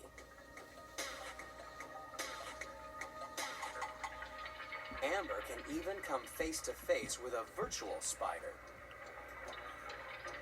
Safe in the world of virtual reality, Amber is able to cope with a computer-generated spider.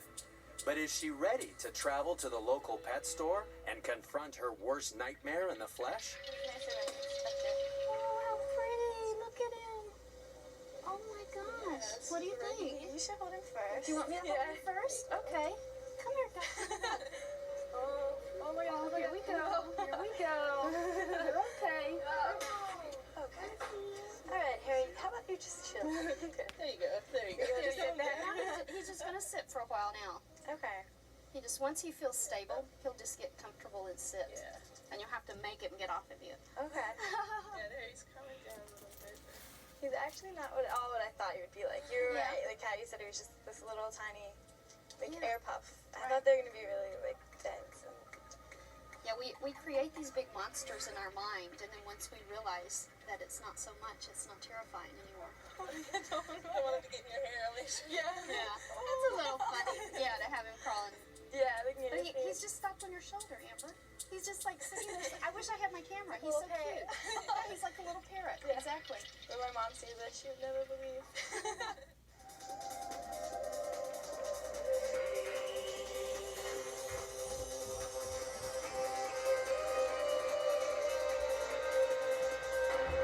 Number 3. Why would anyone plant flowers in their garden when they attract the vicious killer that's number 3 in the countdown?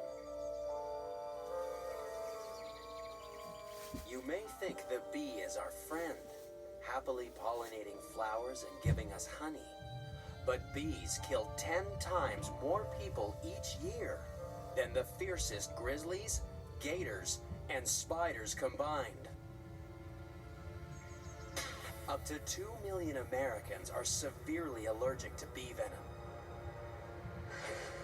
One sting could kill in less than 5 minutes. One bee on its own is bad enough, but we start getting scared when it calls for reinforcements. Bees are number 3 in the countdown because we're desperately frightened of the swarm.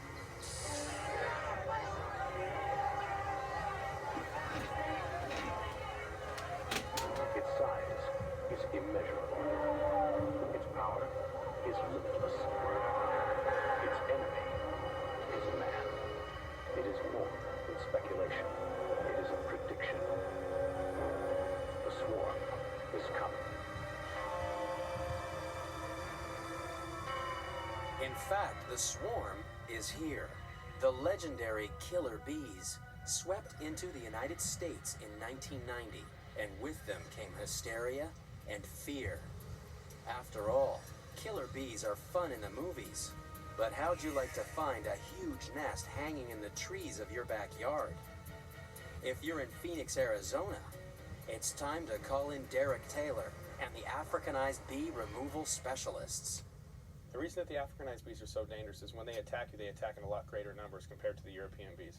They actually have no more venom in each sting than a European bee does, but when they sting you, they sting in far greater numbers and a far bigger radius.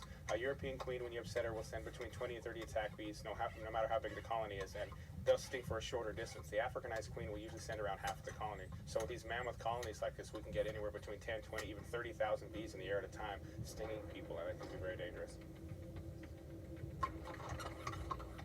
And that's why bees are number 3 in the countdown, even with the appropriate safety equipment. The thought of thousands of animals trying to cause us pain can be terrifying.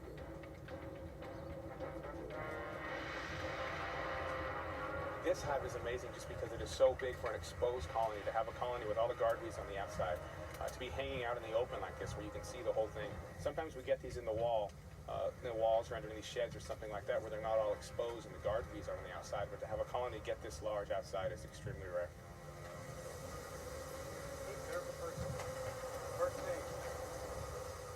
For some people, taking on a swarm of killer bees would be the ultimate nightmare. But ironically, we've only got ourselves to blame. Well, actually, it was in Brazil years ago. They had the Africanized bees. They were working with them so they could make more honey. What happened is they had 17 queens that got loose that somebody let out, and they slowly made their way up.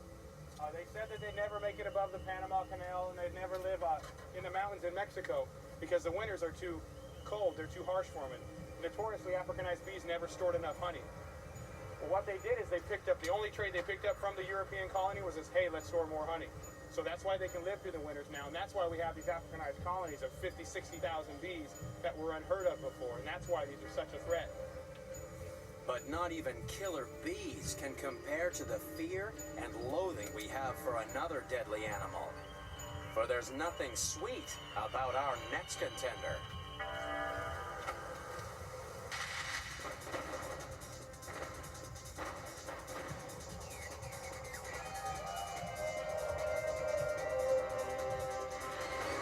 Number 2. What scares Americans the most? It isn't the dark, or thunder and lightning, or even flying in an aeroplane. More than half the population admits to being afraid of snakes. Each year around the world, these deadly reptiles kill an estimated 30,000 people. No wonder snakes are number 2 in our countdown of horrors.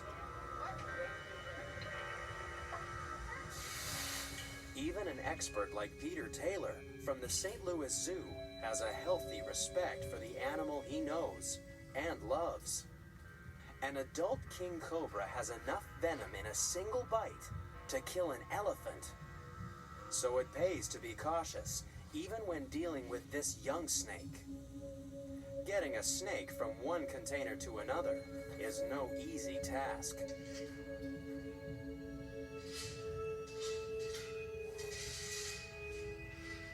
If an expert snake handler like Peter is so careful around snakes, it's no wonder the rest of us are petrified by them.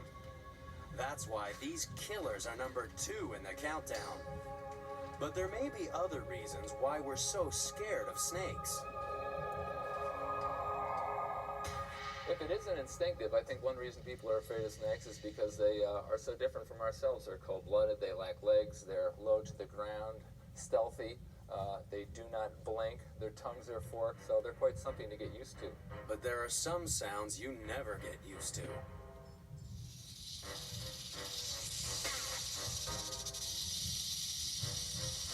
The rattlesnake's rattle is terrifying for all kinds of intruders. We think all the horrific animals in the countdown are out to get us, but we shouldn't take it so personally.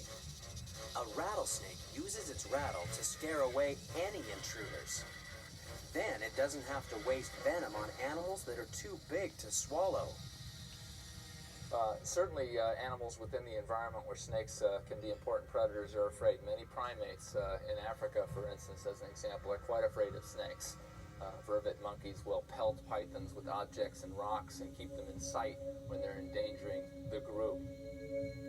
Being afraid of snakes makes sense. After all, staying clear of a killer markedly increases your life expectancy. But are snakes as bad as we like to think? Our imaginations turn every slithering thing into a venomous killer, when in truth, only about 10% of snakes in the world are poisonous. But most people can't tell the difference. That's why we're scared of them all. After all, when it comes to snakes, it's always better to be safe than sorry.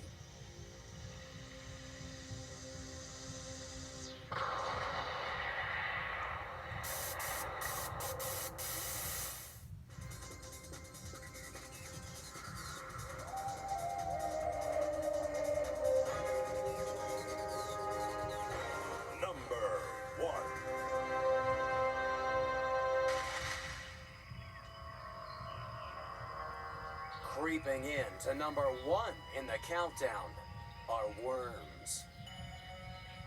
But not harmless garden worms. These are man-eating monsters.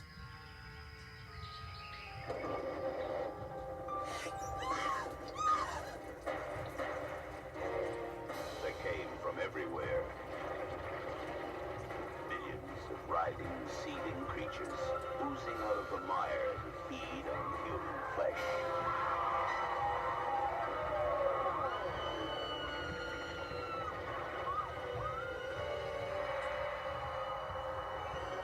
Don't think this is just some B-movie plotline. There really are horrific worms that hunt us down. In the tropics, be afraid of the blood fluke. The larval stage of this parasitic worm will burrow through your skin to get into your bloodstream. This little horror heads to the blood vessels near your bladder. Adults can live up to 30 years, constantly laying eggs that are so spiny they can rupture your bladder wall on the way to the outside world. Our nightmares may be full of huge, ferocious beasts, but the scariest things live inside our bodies. Some live inside our gut, just waiting to feast on the food we send down to them every day. The roundworm ascaris is as thick as a pencil and twice as long. It's found inside 1 out of every 4 people on the planet. And the scariest thing is that you might never know that these worms are inside you. Usually you only find out when the worm gets upset and decides it's time to leave the body.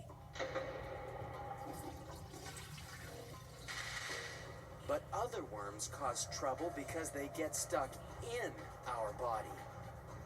These filarial worms are as thin as sewing thread and as long as your finger. They live coiled up inside your lymph glands, feeding on your body fluids. The trouble is, all these worms curled up can block fluid movement. And that's how we can get the gross swellings known as elephantiasis. How'd you like a limb the same size, shape, and color as an elephant's leg? There's nowhere on your body that worms can't reach. There's even a worm that's at home in your heart. Heartworms are usually parasites of your pet dog, but sometimes they'll move house and live inside your heart, feeding on your blood. Be afraid. Be very afraid of what may be lurking inside your body. You can't hide from worms. They're everywhere.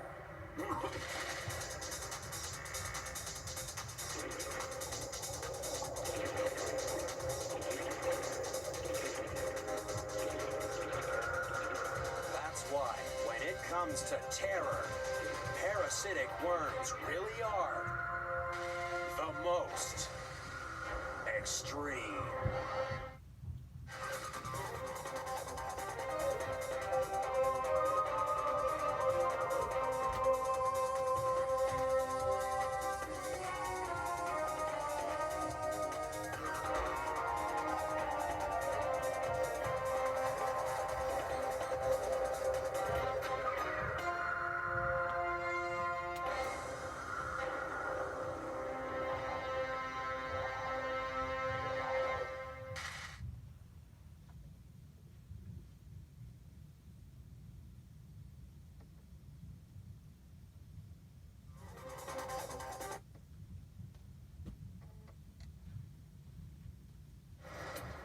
Our buildings may be skyscrapers, but when it comes to construction, the real high-rises can be found in the animal kingdom. We're counting down the top 10 most extreme animal architects and comparing them with human attempts to build their way into the record books. Discover that you'll need more than concrete and steel to take building to the most extreme. Earth is a planet of extremes. Extreme places. And extreme animals. But some animals are more extreme than others.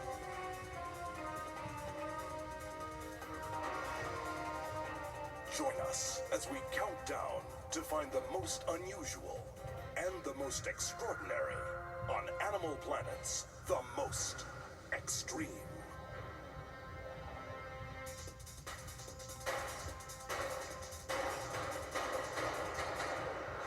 Number 10. At number 10 in the countdown are animals with a problem. Frogs need to keep their eggs moist and safe from hungry eyes.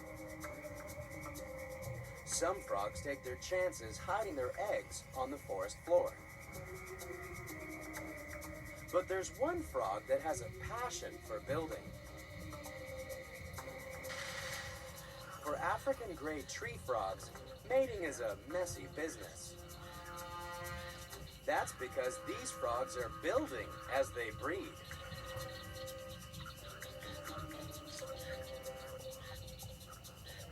The female secretes a foamy fluid from her skin when she releases her eggs for the males to fertilize.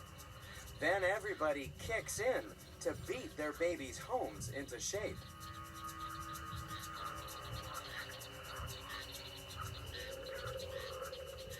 This extreme team is number 10 in the countdown because these bubbles set like concrete to provide a foam home against all kinds of weather.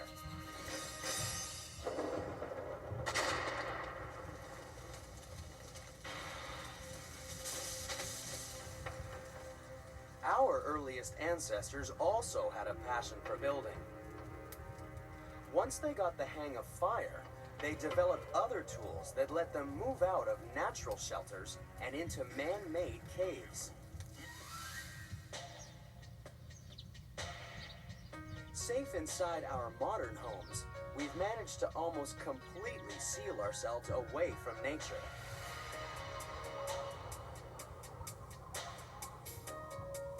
Our buildings provide the warmth, safety, and shelter we need to survive even the most extreme environments, both on and off the planet.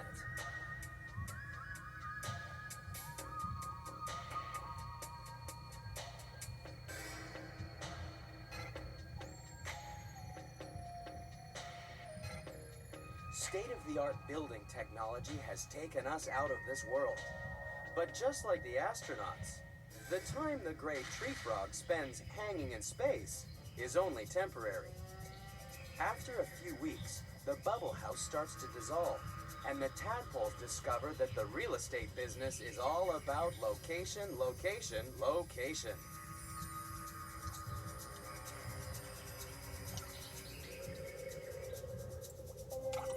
Tree frogs always build their foam homes over water, so their babies can drop into the pond where they swim away to start their new life.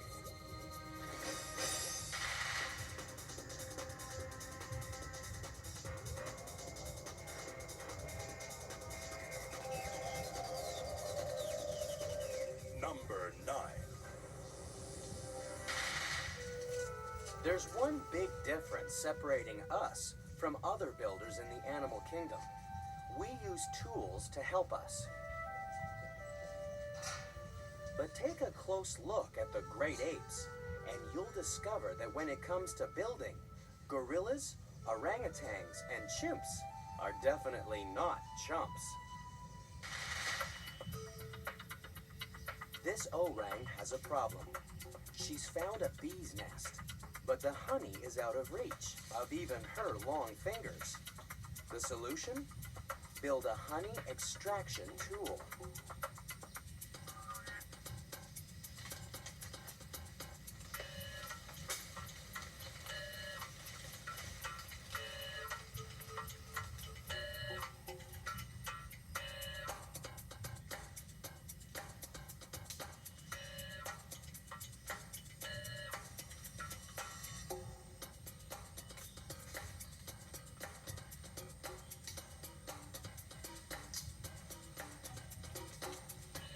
Very few animals have the ability to make even this simple tool.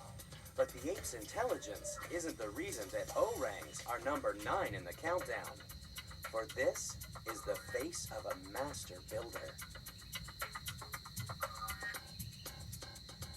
And the thing orangs build best are beds.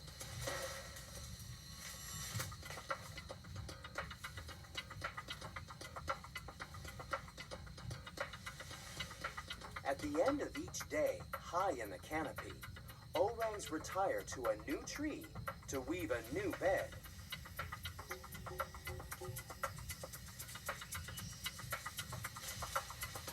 Because they're constantly moving through the forest, orangs really do have to make their bed every day. That's up to 15,000 beds in a lifetime.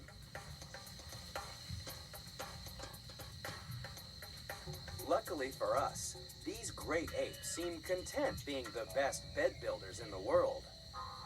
For just imagine how our lives would change if apes started building with the right tools.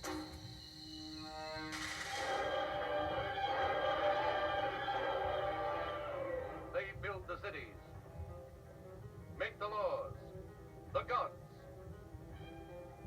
and control the guns that hunt a race of lowly, terrified humans, planet of the apes, beyond your wildest dreams.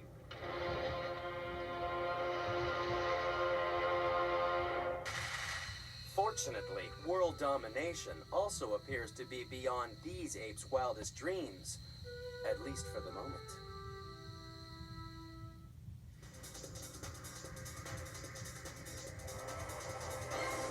Number 8. What makes a luxury home?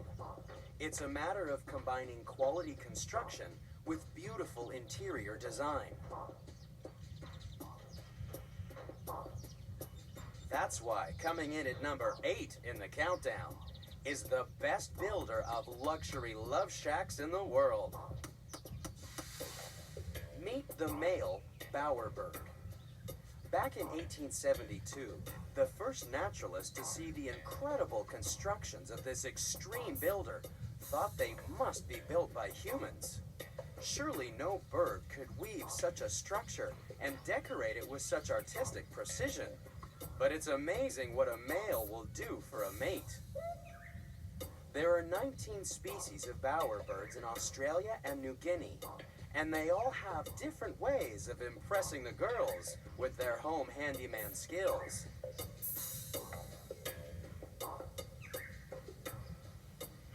This is a satin bowerbird nicknamed Jock. He's famous for his efforts to create the best bower in the district. Jock knows his girlfriends only have one favorite color, so he travels far and wide to collect absolutely anything, so long as it's blue.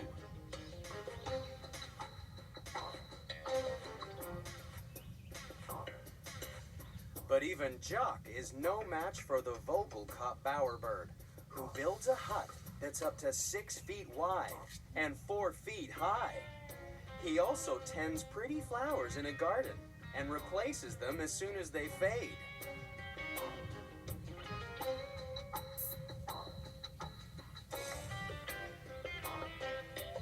Males also collect pretty trinkets like beetle wing covers, feathers, fungi, and even one naturalist's pair of brightly colored socks. But even bowerbirds can't compete with the eccentric creations of some human males. How would you like to live in a house made of lots of empty bottles? Lots of empty bottles of embalming fluid.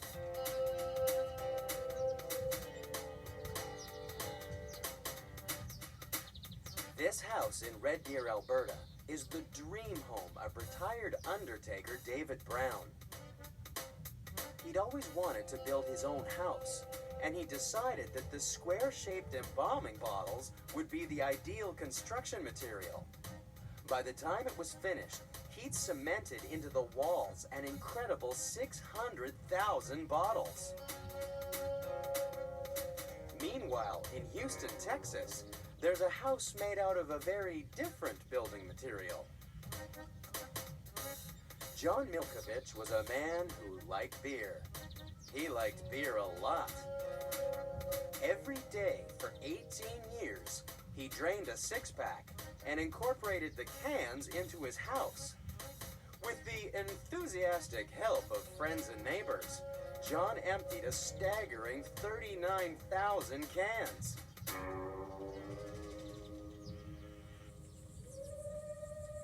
But with a little help from its friends, this bird builds the most extreme nest on the planet. On the plains of Africa, sociable weaver birds create an enormous nest high in a tree. Weighing more than a ton, this apartment block can house more than 400 birds.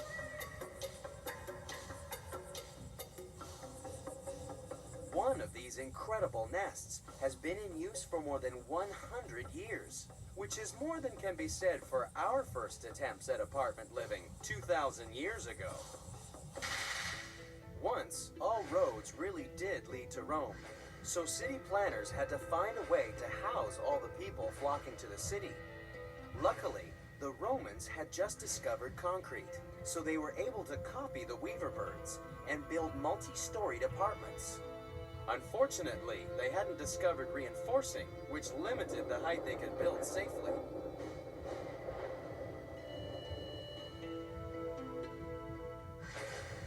Today, thanks to reinforced concrete and steel technology, we can build superstructures more than 20 times taller than the apartments of ancient Rome. And buildings don't get much taller than the Petronas Towers in Kuala Lumpur, Malaysia. Each tower is supported by an outer ring of 16 concrete columns that push the building more than 1,400 feet into the sky. It took 7,000 people 5 years to complete the Petronas Towers. But could any of them compete with the sociable weaver bird and make a house of hay that would last for 100 years?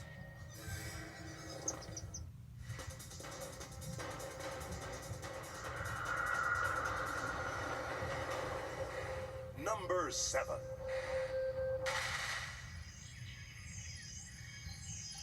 Some of the most delicate structures in nature can also be the deadliest. That's why coming in at number 7 in the countdown is the spider. All spiders build with silk they produce from glands in their bottom. Silk starts as a liquid, but quickly hardens into a thread that can be spun into that deadly web.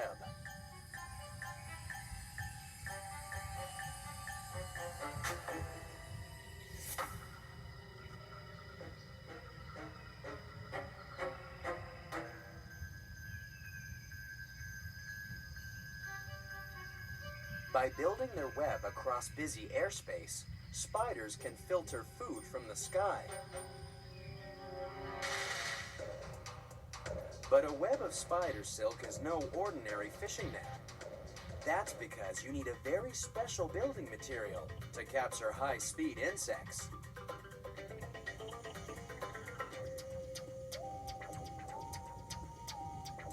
To stop bugs from bouncing off, spiders cover their web with glue.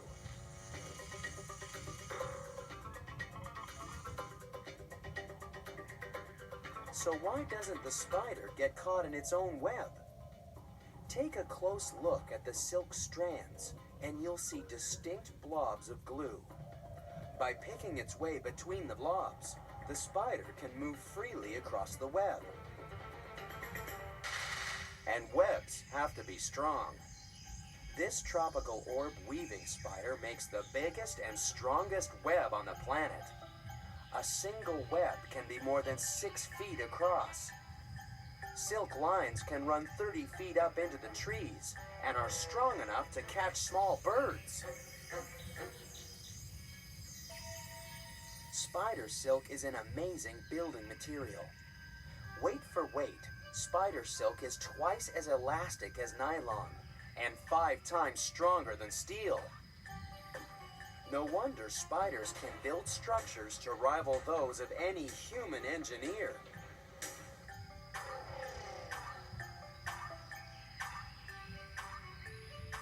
Imagine how different our constructions would be if we could use a material that could hold 4,000 times its own weight and be anchored with nothing but glue.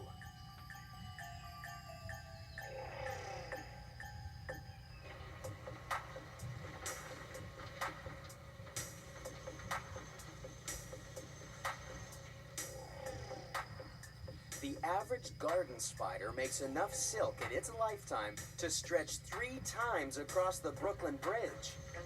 But spider webs are also environmentally friendly. How many human engineers could recycle their creations by eating them?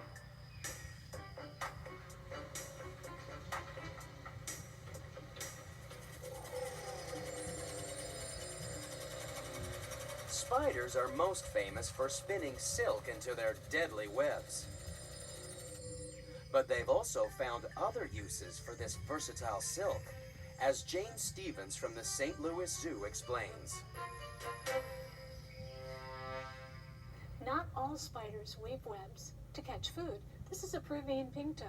She makes a wonderful tent out of silk. She lives in the rainforest, but she can live in many other habitats. That silk tent gives her lots of humidity, and no matter where she's living, if it gets too dry, she can retreat to her silken tent to get the humidity that she needs. From the moment they're born, spiders make use of silk. Their eggs are wrapped in a silk case, which can become a nourishing first meal. Then, depending on the kind of spider, silk can be used to build homes, wrap up food, and even to travel. For some babies get high on silk.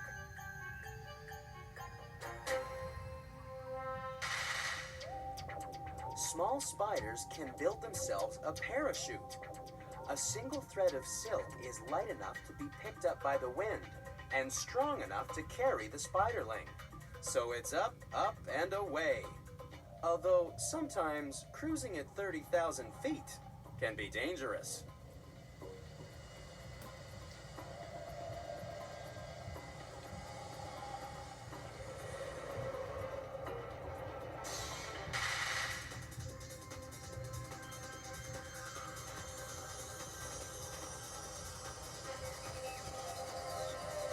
Number 6. America's had huge cities for thousands of years. It's just that not all its citizens drive cars. This fat little rodent doesn't look like your average city slicker, but it's number 6 in the countdown because it builds the best little house on the prairie. These are prairie dogs, and each one of those mounds is the top of a house. And in a prairie dog town, there are a lot of houses packed as tightly as any suburb.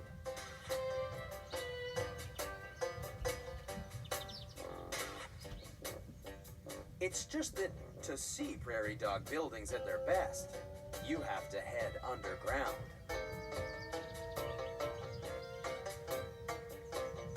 That's because prairie dogs take tunneling to the extreme.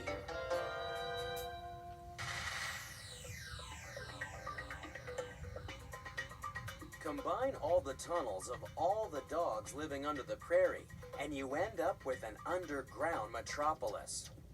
Especially when you consider how many dogs once used to build their homes in America. One prairie dog town in Texas was estimated to have a population of 400 million dogs. Digging a burrow complete with bedrooms, bathrooms, and nurseries means the prairie dog is left with an awful lot of dirt back on the surface. But even this can be built into a useful mound. In these flat grasslands, flooding can be a real problem, unless you build a protective dike of dirt. And this raised mound also makes a useful lookout point, for there are many dangers on the prairie.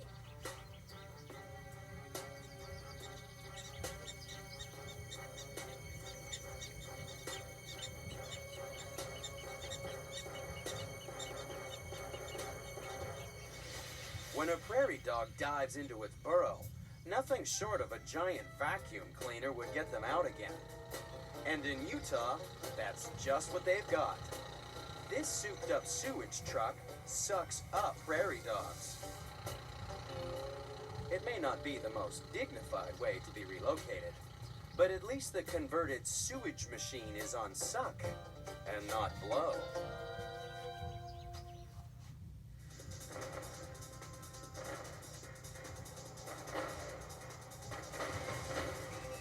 Number 5.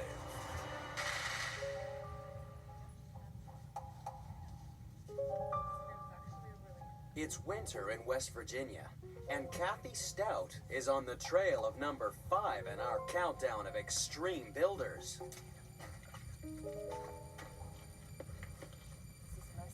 Take a close look at the leaves in this stream, and you'll find that our builder has been at work.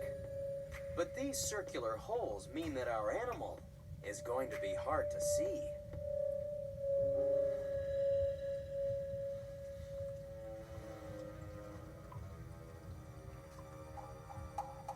The missing pieces of leaf are now the home of the caddisfly.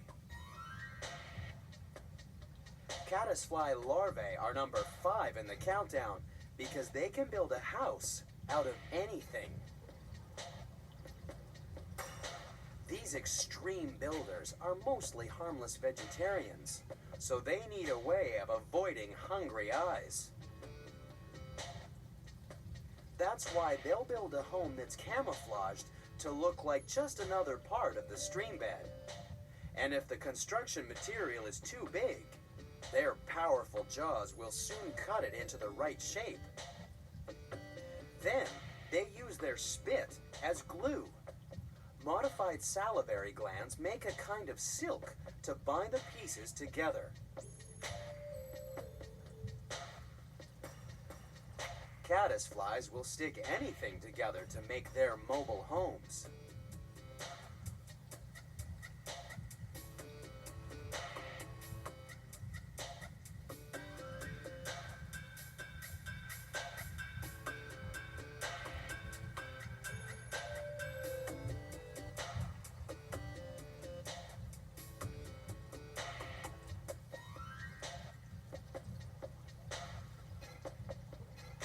Sometimes caddisflies are such masters of disguise that their houses can fool other hungry herbivores.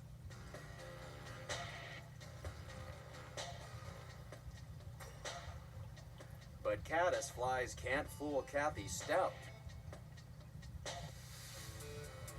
Kathy is in the business of changing caddisflies from builders to jewelers. We've constructed our own simulated stream. We've been able to find beautiful types of stones to get the caddisflies to work with. We've got lapis, gold nuggets, abalone shell, regular seashells. I just look at the colors of the stones that I like and I say, let's crush that one or crush this one. And then we try to get it to simulate the same size stones they would normally pick up in the stream. It's just that the stones you find in the stream are a little drab compared to these works of art. With a little skill, caddisfly cases become truly unique beads that can be worked into some of nature's finest jewelry.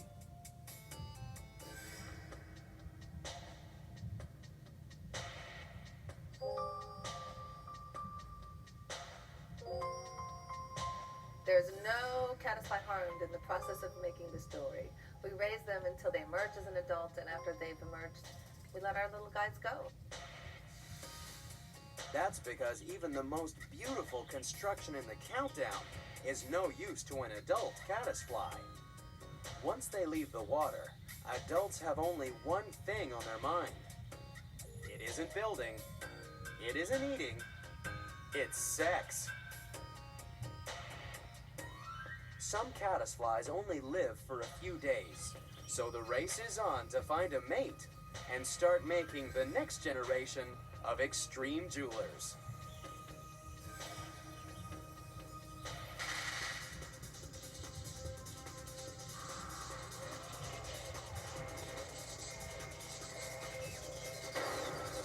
Number 4. It's a high-pressure business trying to build a home deep underwater. That's because for every 100 feet you descend, another 45 pounds of force presses in against you. But one animal makes it look easy. At number 4 in the countdown is the nautilus. This strange mollusk normally spends the day 1,000 feet below the waves. Haul some deep-sea fish to the surface, and the change in pressure could be lethal. But this is a journey the nautilus makes every night. It moves up to hunt in shallow waters, chasing down its prey using a form of jet propulsion, just like its cousin, the squid. But when the sun rises, the nautilus sinks. The nautilus can survive these extreme pressure changes thanks to its incredible shell. This structure is a truly stunning piece of design, according to Dr. Bruce Carlson from Hawaii's Waikiki Aquarium. When the chambered nautilus hatches, it's a miniature of the adult, has a very tiny shell like this, and obviously it has to grow as the animal increases in size. Well, to do that, let's look at the inside of the nautilus shell. The animal actually occupies this part of the shell, and as it grows, it creates a new chamber here, a septum, and that forms a new chamber. And as it continues to grow, it'll move forward again and form yet a new chamber, until by the time it's an adult, it'll have about 30 chambers. Now, at the same time, it's also adding shell at the lip here, so that it's increasing in this pattern throughout its life. The nautilus is number 4 in the countdown, because simply by secreting calcium carbonate, it can build a shell that lets it travel across the vast depths of the ocean. So it's no wonder that the 19th century science fiction writer Jules Verne looked to this mollusk for inspiration. He named his fantastic deep-sea submersible the Nautilus in his classic adventure 20,000 Leagues Under the Sea. The nautilus probably has its closest relationship in our world to the submarine. Like the submarine, as the nautilus animal moves deeper and deeper, the shell is actually able to withstand the external pressure, just like a submarine has to withstand all that water pressure. But there is a maximum depth, and for the nautilus, when they get much below about 1,500 feet, then the shell will actually implode. But when you think about it, they can go from the surface to 1,500 feet with a shell that's only about 1 millimeter in thickness. It's a very remarkable animal in that regard. To show just how remarkable, imagine what would happen to a human head at such extreme depths. This head's actually polystyrene because they couldn't find a volunteer. Nobody could hold their breath for the length of time it takes a submersible to descend to the depths of the Nautilus. The immense pressure squeezes the polystyrene until it's less than half its original size.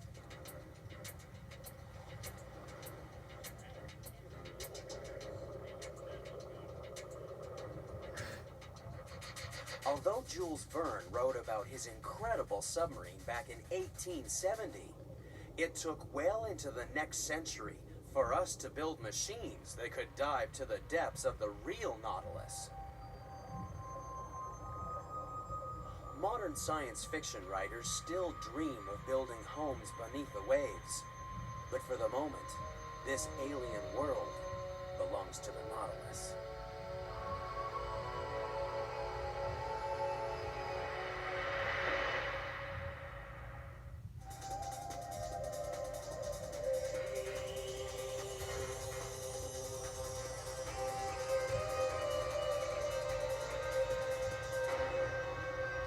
Number 3. Coming in at number 3 in the countdown is a true believer in flower power. The bee is an extreme engineer that harvests flowers for raw materials. For bees turn nectar and pollen into wax, and wax is an extraordinary building material. A large nest like this can weigh several hundred pounds and house more than 50,000 bees. And it's built of nothing but wax. A typical nest is made from about 2.5 pounds of beeswax. But it's not easy. The bees only produce tiny flakes of wax, no bigger than a pinhead. It takes 500,000 flakes to make 1 pound of beeswax. And every one of those flakes has to be carefully molded into the walls of the hexagonal cells. All 100,000 of them.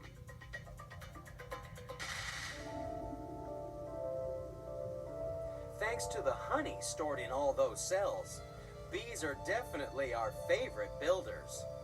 We even help them by providing artificial tree trunks for them to live in. Today, we build wooden hives with movable frames.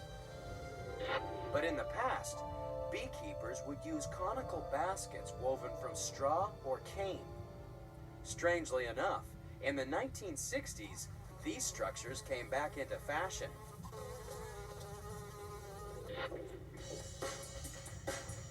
People went to a lot of trouble to get a beehive on their head.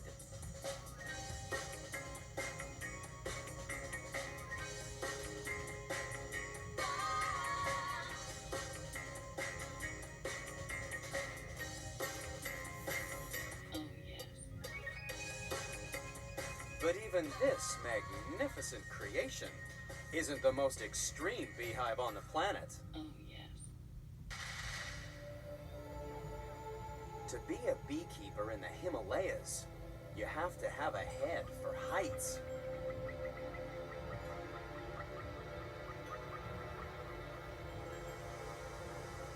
For these bees build their nests in such extreme positions that Nepalese honey hunters are pushed right to the edge.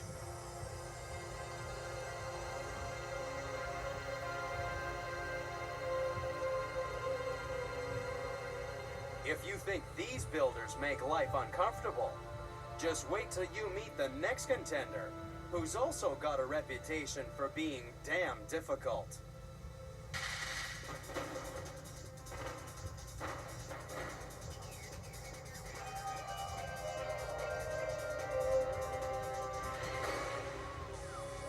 Number 2.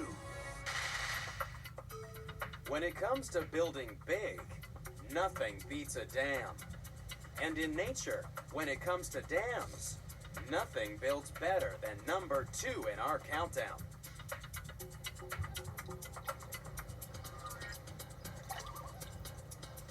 The beaver has been building dams for 5 million years. With nothing but teeth and paws, it can create a 1,000-foot-long structure sturdy enough to support a family car. Beavers build because they love water. They get protection by placing their home in the middle of their artificial lake. The lodge is like a castle surrounded by a moat. And the moat is also the beaver's garden, full of its favorite food. Only one animal has a more dramatic impact on its environment, and we don't build with our teeth. Since the first large-scale dam was built in Egypt 5,000 years ago, human engineers have been busy little beavers, constantly devising new ways of taming the forces of raging rivers. And the biggest challenge of them all will be in China, where people aim to dam the 3rd largest river in the world. Here on the Yangtze River, the Three Gorges Dam will become the world's biggest hydroelectric dam. But here, unlike the beaver, more than 1 million people will lose their homes when these valleys are flooded.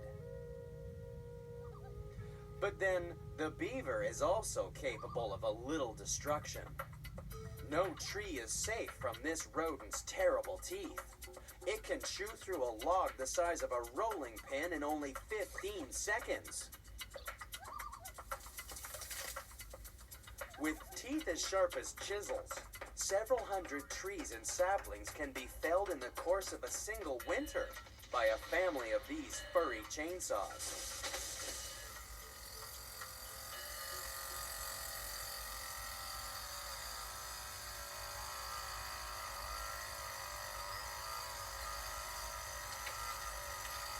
But cutting down trees is the easy part. If we wanted to build a dam like a beaver, we'd have to develop some other special skills, as animal educator David Clevin explains.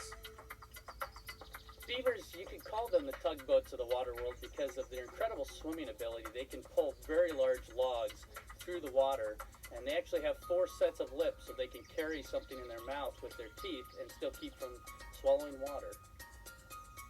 Many people believe that the flat tail of the beaver is used for pushing them, propelling them through the water. Actually, the tail is more used as a rudder, as a steering mechanism, than as an actual propulsion tool. But even the beaver's no match for the ultimate builder on the planet.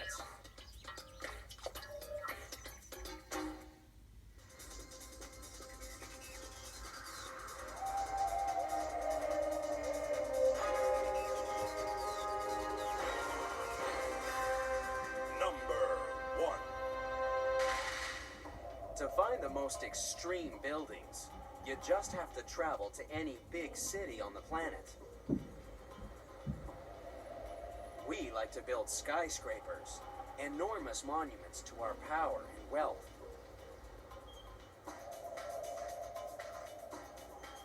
But there is one creature that builds on an even bigger scale. It's easy to be impressed by the Empire State Building and its 102 floors. But imagine if the number 1 animal in the countdown was the same size as a human.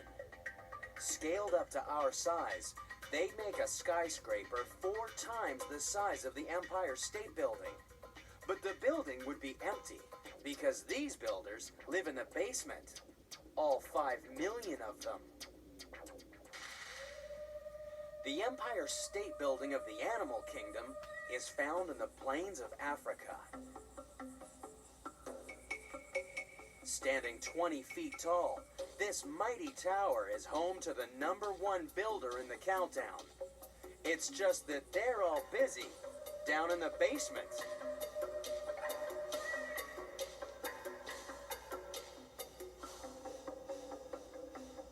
The The most extreme builders on the planet are termites. What they lack in size, they make up for in sheer numbers. The enormous queen can give birth every 15 seconds, so there's no shortage of workers to help construct their massive home. And they need all the help they can get, because for termites, building is a very messy business. That's because the entire termite tower is made from a mixture of saliva, dirt, and dung. And they have to mix it all together in their mouths. It may not be pretty, but this plaster sets like concrete and can be molded into extraordinary design features like air conditioning systems, covered walkways, and gardens. But there's not a single window, for termites are blind. In Egypt, there are also huge windowless buildings. But at least the workers who made the pyramids didn't have to chew mouthfuls of dirt and dung. Instead, they invented the first form of concrete, which has survived for more than 4,000 years. It took only 30 years to build the Great Pyramid, yet it remained the tallest building on Earth until 1889. It's hard to imagine that a building that towers over the Statue of Liberty could be made from blocks of solid stone. The blocks weigh about 2 tons, and there are more than 2.5 million in the pyramid. With our modern building techniques, that's enough stone to make more than 40 Empire State Buildings. Termites may not build out of solid stone, but their constructions are just as impressive. For even though it's held together by nothing more than spit and excrement, the termite mound can endure for more than 100 years.